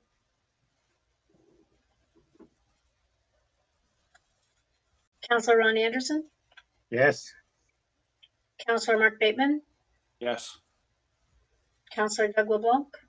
Yes. Councillor Emily Rowley. Yes. Councillor Mary Tadman. Yes. Deputy Mayor Laura Vink. Yes. Mayor Brian Ostrander. Yes. Carried.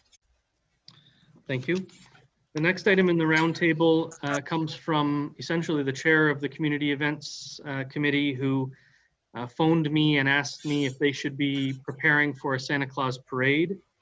And I said that we hadn't considered that far out, but that I would ask members of council what the thought was. The plan is for that committee to come together or meet virtually somehow in September, and they would need to start planning for a Santa Claus parade if we're going to go down that road. So I would ask council what we would determine at this stage with regard to a Santa Claus parade. Deputy Mayor? I don't think we can determine anything. And I think we have to wait till the September to decide whether or not we can even do it, because I think we've already heard tonight that things change daily. So I think we'd be silly to make a decision at this point. Anyone else? Anyone disagree with that? Councillor Anderson? I don't disagree. I think maybe we can give them a heads up to that we're looking towards September of being able to make a confirmation whether to go ahead or not, because they're going to need some lead time. I don't know how much time they need, but I'm sure it's not a easy undertaking to put together. But It's maybe like anything else. These things take time to plan. yeah. So it's September. Maybe if Laura feels September is reasonable, I think if we can put a time frame on it, that we can let them know our commitment by September, yes or no? Councillor Rowley, you have a comment? Yes, thank you, Mayor. Usually our Santa Claus parade is the third Friday of November. So yes, we would certainly need to, I would think council would maybe have a better idea as to where we're going to be moving come fall. But if we left it much later than the early part of September, it's like everything, we'd be behind the 8 ball as far as floats and bands and things. But May I suggest we defer this discussion to the August meeting? Maybe Yeah. we'll have a better idea what the phases of recovery are looking like at that point. Right. Councillor Tadman? Yes, I think that would be fine, Mayor, but just like we wanted to or I didn't want to cancel Canada Day, and I said you can't, it is what it is, it's Canada Day, and it went over very well virtually. I think in the meantime, they could brainstorm ideas of how to bring Santa Claus here virtually. I mean, after all, Santa Claus flies through the sky, so why not virtually if they can't? So I think it would give them something as a group that they could think about and talk to people like Ralph Tujong, who did a wonderful job, but we can't make any decisions. Deputy Mayor's correct in that right now, but there is options. So I don't think it totally needs to be canceled. Can I get a motion to defer this discussion to the August meeting? Councillor Bateman? I'll second it. Councillor Rowley? The council defers discussion of the Santa Claus parade to the August council meeting. Motion to defer is not debatable. Madam Clerk, please call the vote.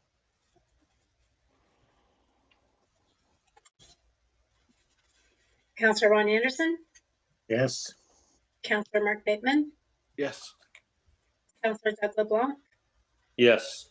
Councillor Emily Rowley, yes, Councillor Mary Tadman, Yes.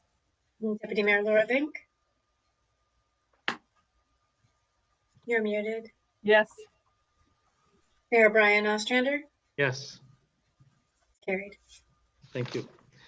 So normally now in the roundtable, we go around to staff. If you have anything further to add from what's happened over the course of the last month or so in your departments, I would ask for bullet point lines if you can, or if you have nothing to add, that's fine too. Or if you would prefer to send council an update by email, that's also okay. As long as if you say you're going to do that, you please do.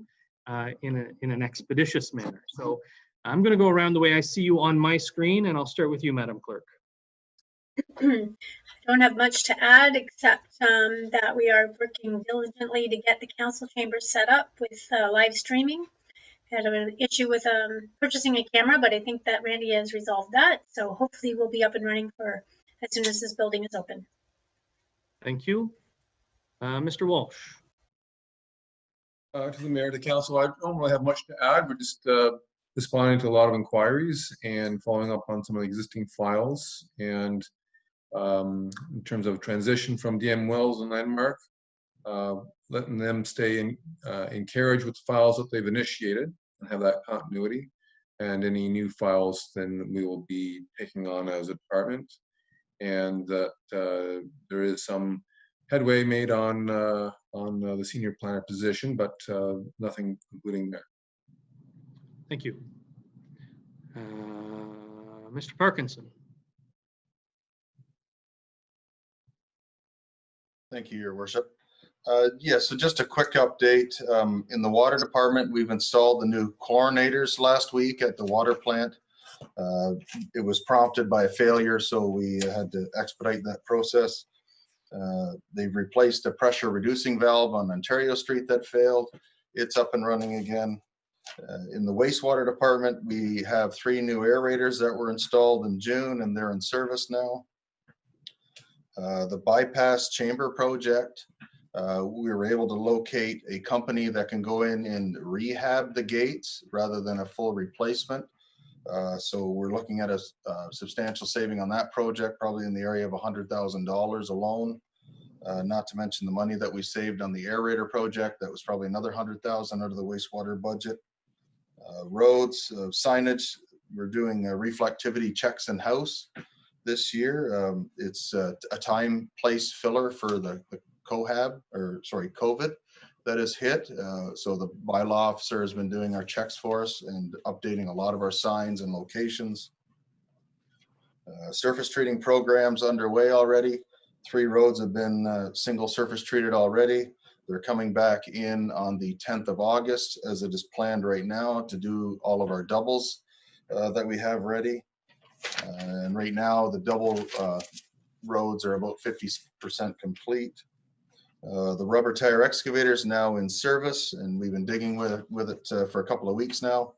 We'll be brushing with it probably in late August when we get into that maintenance program. COVID has delayed the delivery of our electric SUV. We were supposed to receive it on or about the 15th of August, and they're now looking at the 15th of September as a delivery date.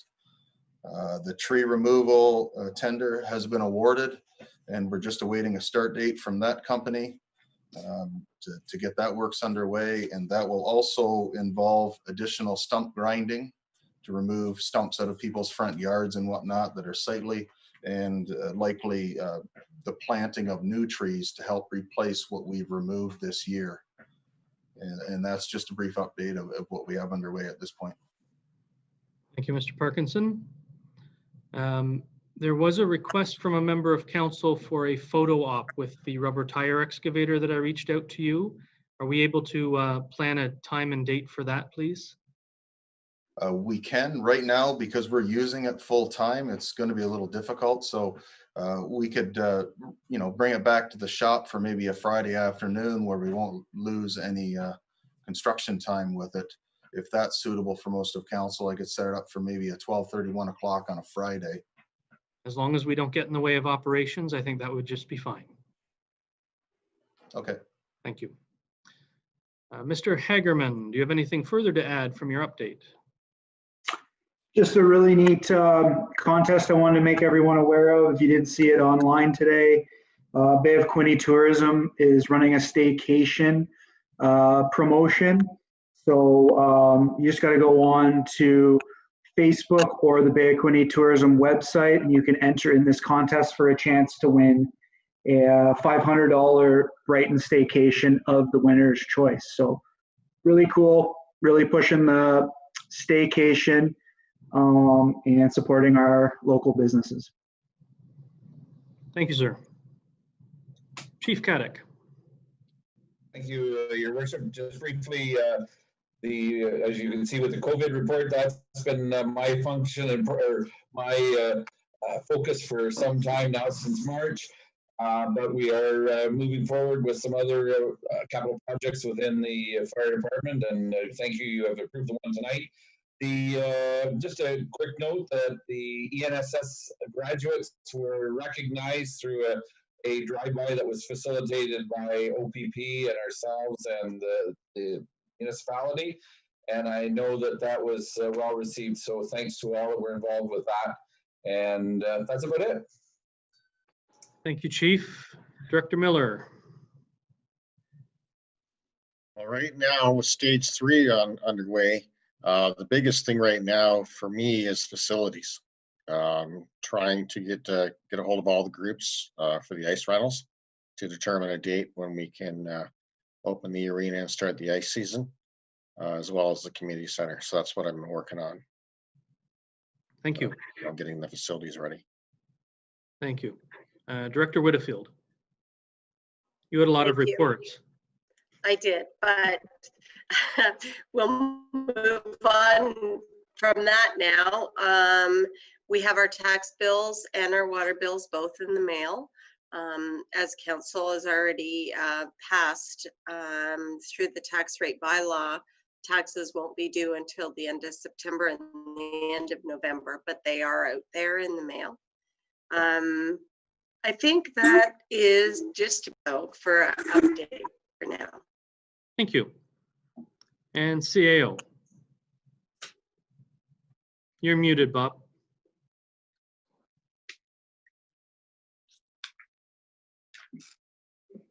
Staff focus over the course of the next quarter is really going to be threefold. Firstly, we're going to continue to prepare and respond to COVID and stage 3, readying ourselves to reopen our various facilities. The second focus is to continue to implement and complete the various capital programs that we have slated for 2020.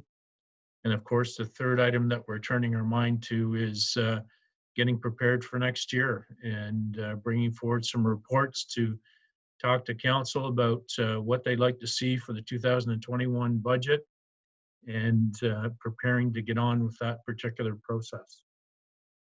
So those are the three focuses that we're turning our mind to over the course of the next little bit. Thank you.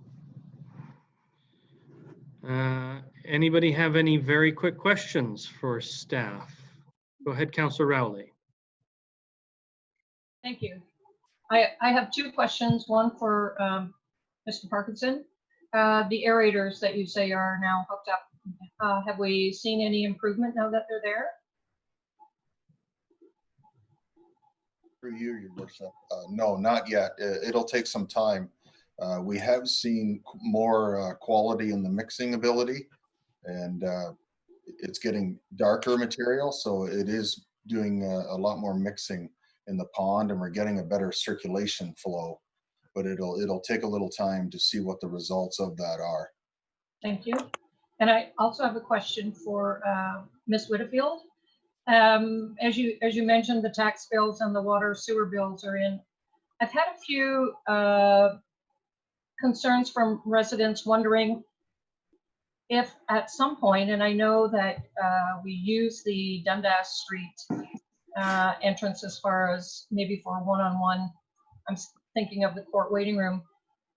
Would it be possible, or is it possible, or is it something that you're looking at where over the next little while residents could drop off their tax bills, their payments for those, or their water sewer bills, if they could just come into that door? I don't know if you have a plan in place where they could come in using the ramp, going out using the stairs or something like that. I've just had those comments from some residents that they would like to be able to drop that off.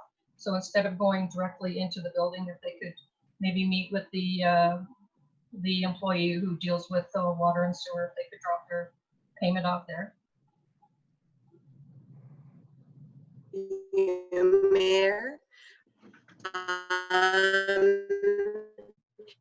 we don't have that plan in place right now. Staff contact with at the moment. We do have a drop box though at Sharp Road, and we are having that checked regularly, and payments that were dropped off there have been processed. So that is available to all residents. And of course that we also have, online banking and all of the other, mail a check and that type of thing. By the time the tax bills are due, I fully anticipate that will be open, and that will be the process coming up the ramp on the Dundas Street side, coming in the door and exiting down the stairs. Right. But until the building is open, no, there's no access. So one could direct people to Sharp Road to the drop box, but we don't have a drop box then at Dundas Street. That's correct. There's no drop box at all at Ellis Street, but there is at Sharp Road. Thank you. Councillor Tadman, did I see your hand? Yes, but it took so long that I forget what I was going to ask, but I'll make up something. How's that? No, I won't. I was wondering, we have not seen a report in months and months from Mr. Graham. I forget his first name, but he's our consultant. That could we possibly have one, or is he still on contract here? I think he must be, but we never seem to get a report. We don't have any idea what the ammonia levels are, and that's our big concern. So could we please have that? Mr. Castleman, Mr. Parkinson? The quick answer is certainly. There's some personal issues that Mr. Graham is dealing with that I'll be happy to discuss with council in a few minutes.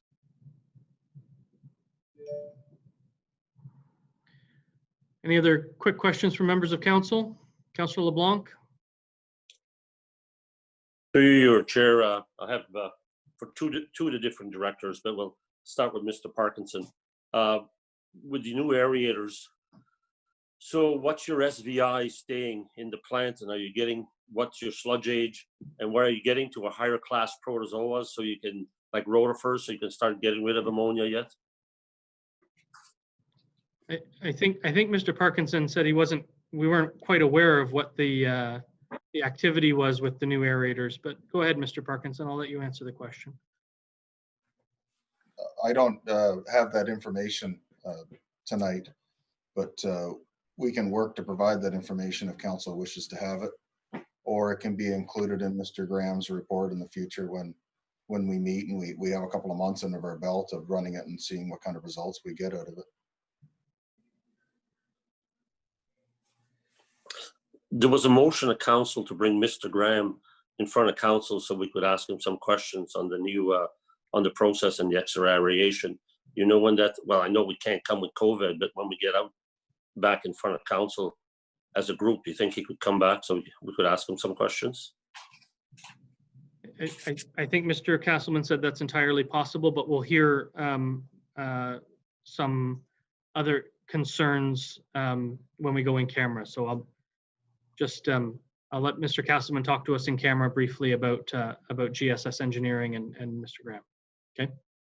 One more question. It has to do with, through you, Your Honor, has to do with Miller, for Mr. Miller.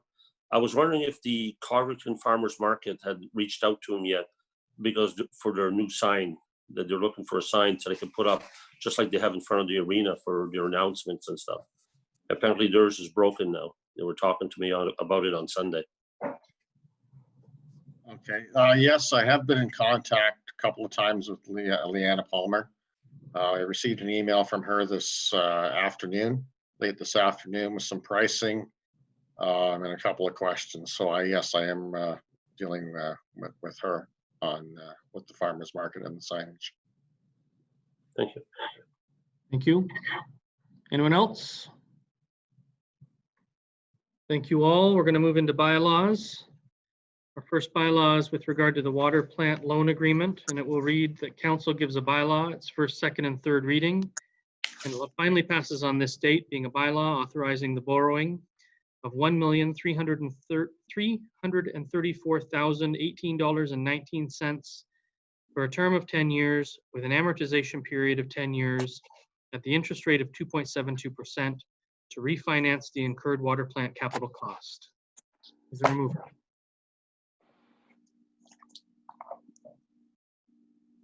Deputy Mayor Vink, is there a seconder?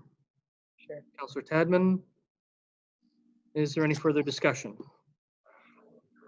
Madam Clerk, please call the vote.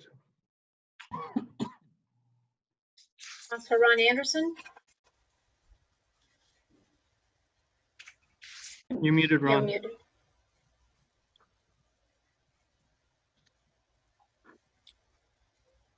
Yes. Councillor Mark Bateman. Yes. Councillor Doug LeBlanc. Yes. Councillor Emily Rowley. Yes. Councillor Mary Tadman. Yes. Deputy Mayor Laura Vink. Yes. Mayor Brian Ostrander. Yes. It's carried. Thank you.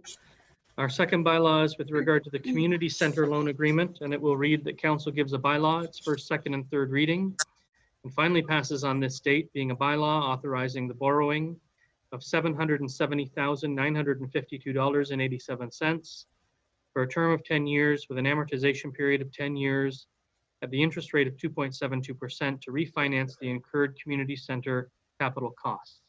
Is there a mover? Councillor Rowley? Is there a seconder? Councillor Anderson? Is there any further discussion on this item? Madam Clerk, please call the vote. Councillor Ron Anderson, Yes. Councillor Mark Bateman, Yes. Councillor Doug LeBlanc, Yes. Councillor Emily Rowley, Yes. Councillor Mary Tadman, Yes. Deputy Mayor Laura Vink, Yes. Mayor Brian Ostrander, Yes. carried. Thank you. And now we'll move to the motion that takes us into closed session. Once I've read the motion, we will be put into the, what's it called? The parking, what's it called? The Waiting room. waiting room. Thank you. We'll be put into the waiting room. And 10 minutes after that, we will sign in. So everyone take a 10-minute moment of 10 minutes, do whatever you need to do before signing into the closed session meeting, which is a link separately sent to you by the clerk's office. Madam Clerk, before I read the motion, go ahead. Did you want to do the extend to natural conclusion first? Yeah, we might as well, right?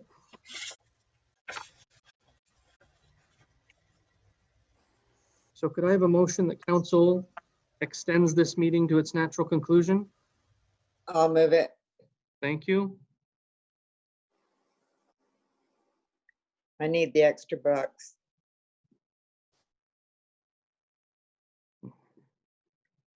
Is there a seconder?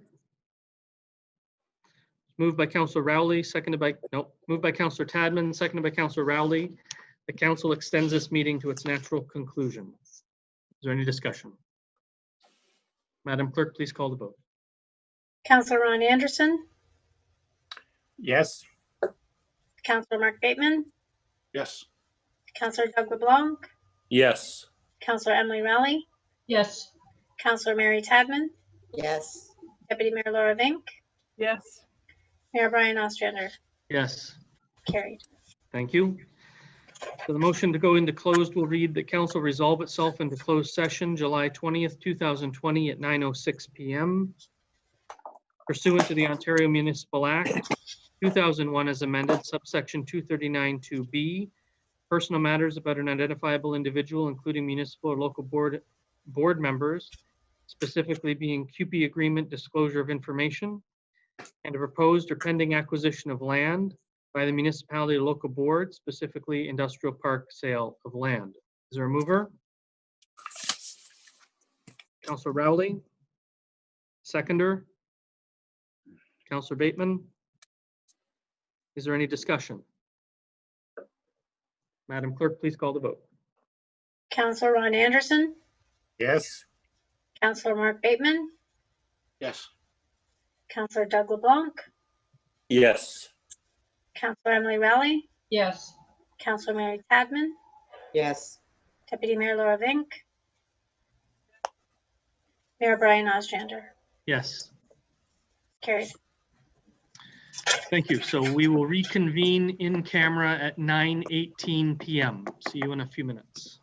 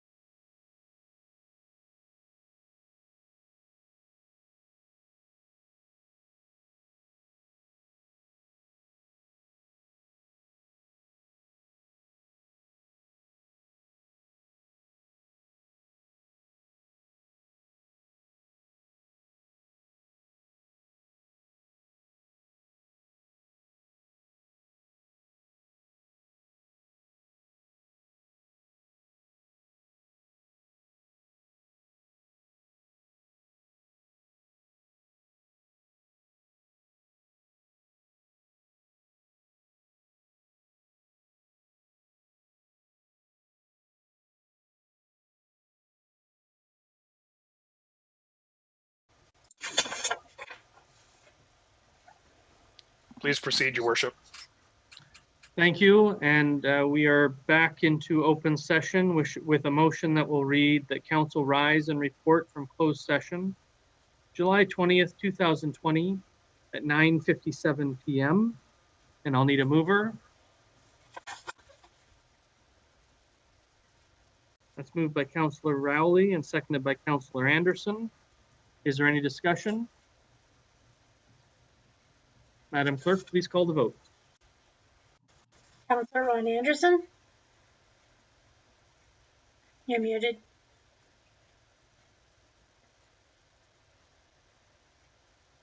Yes. Councillor Mark Bateman. Yes. Councillor Doug LeBlanc. Yes. Councillor Emily Rowley. Yes. Councillor Mary Tadman. You're You're muted. muted, Mary. Yes. Deputy Mayor Laura Vink. Yes. Mayor Brian Ostrander. Yes. Carried. Thank you. And our confirmatory bylaw will read that council gives a bylaw its first, second, and third reading and finally passes on this date, being a bylaw to confirm the proceedings of the corporation of the Municipality of Brighton Council meeting held on July 20th, 2020. Is there a mover?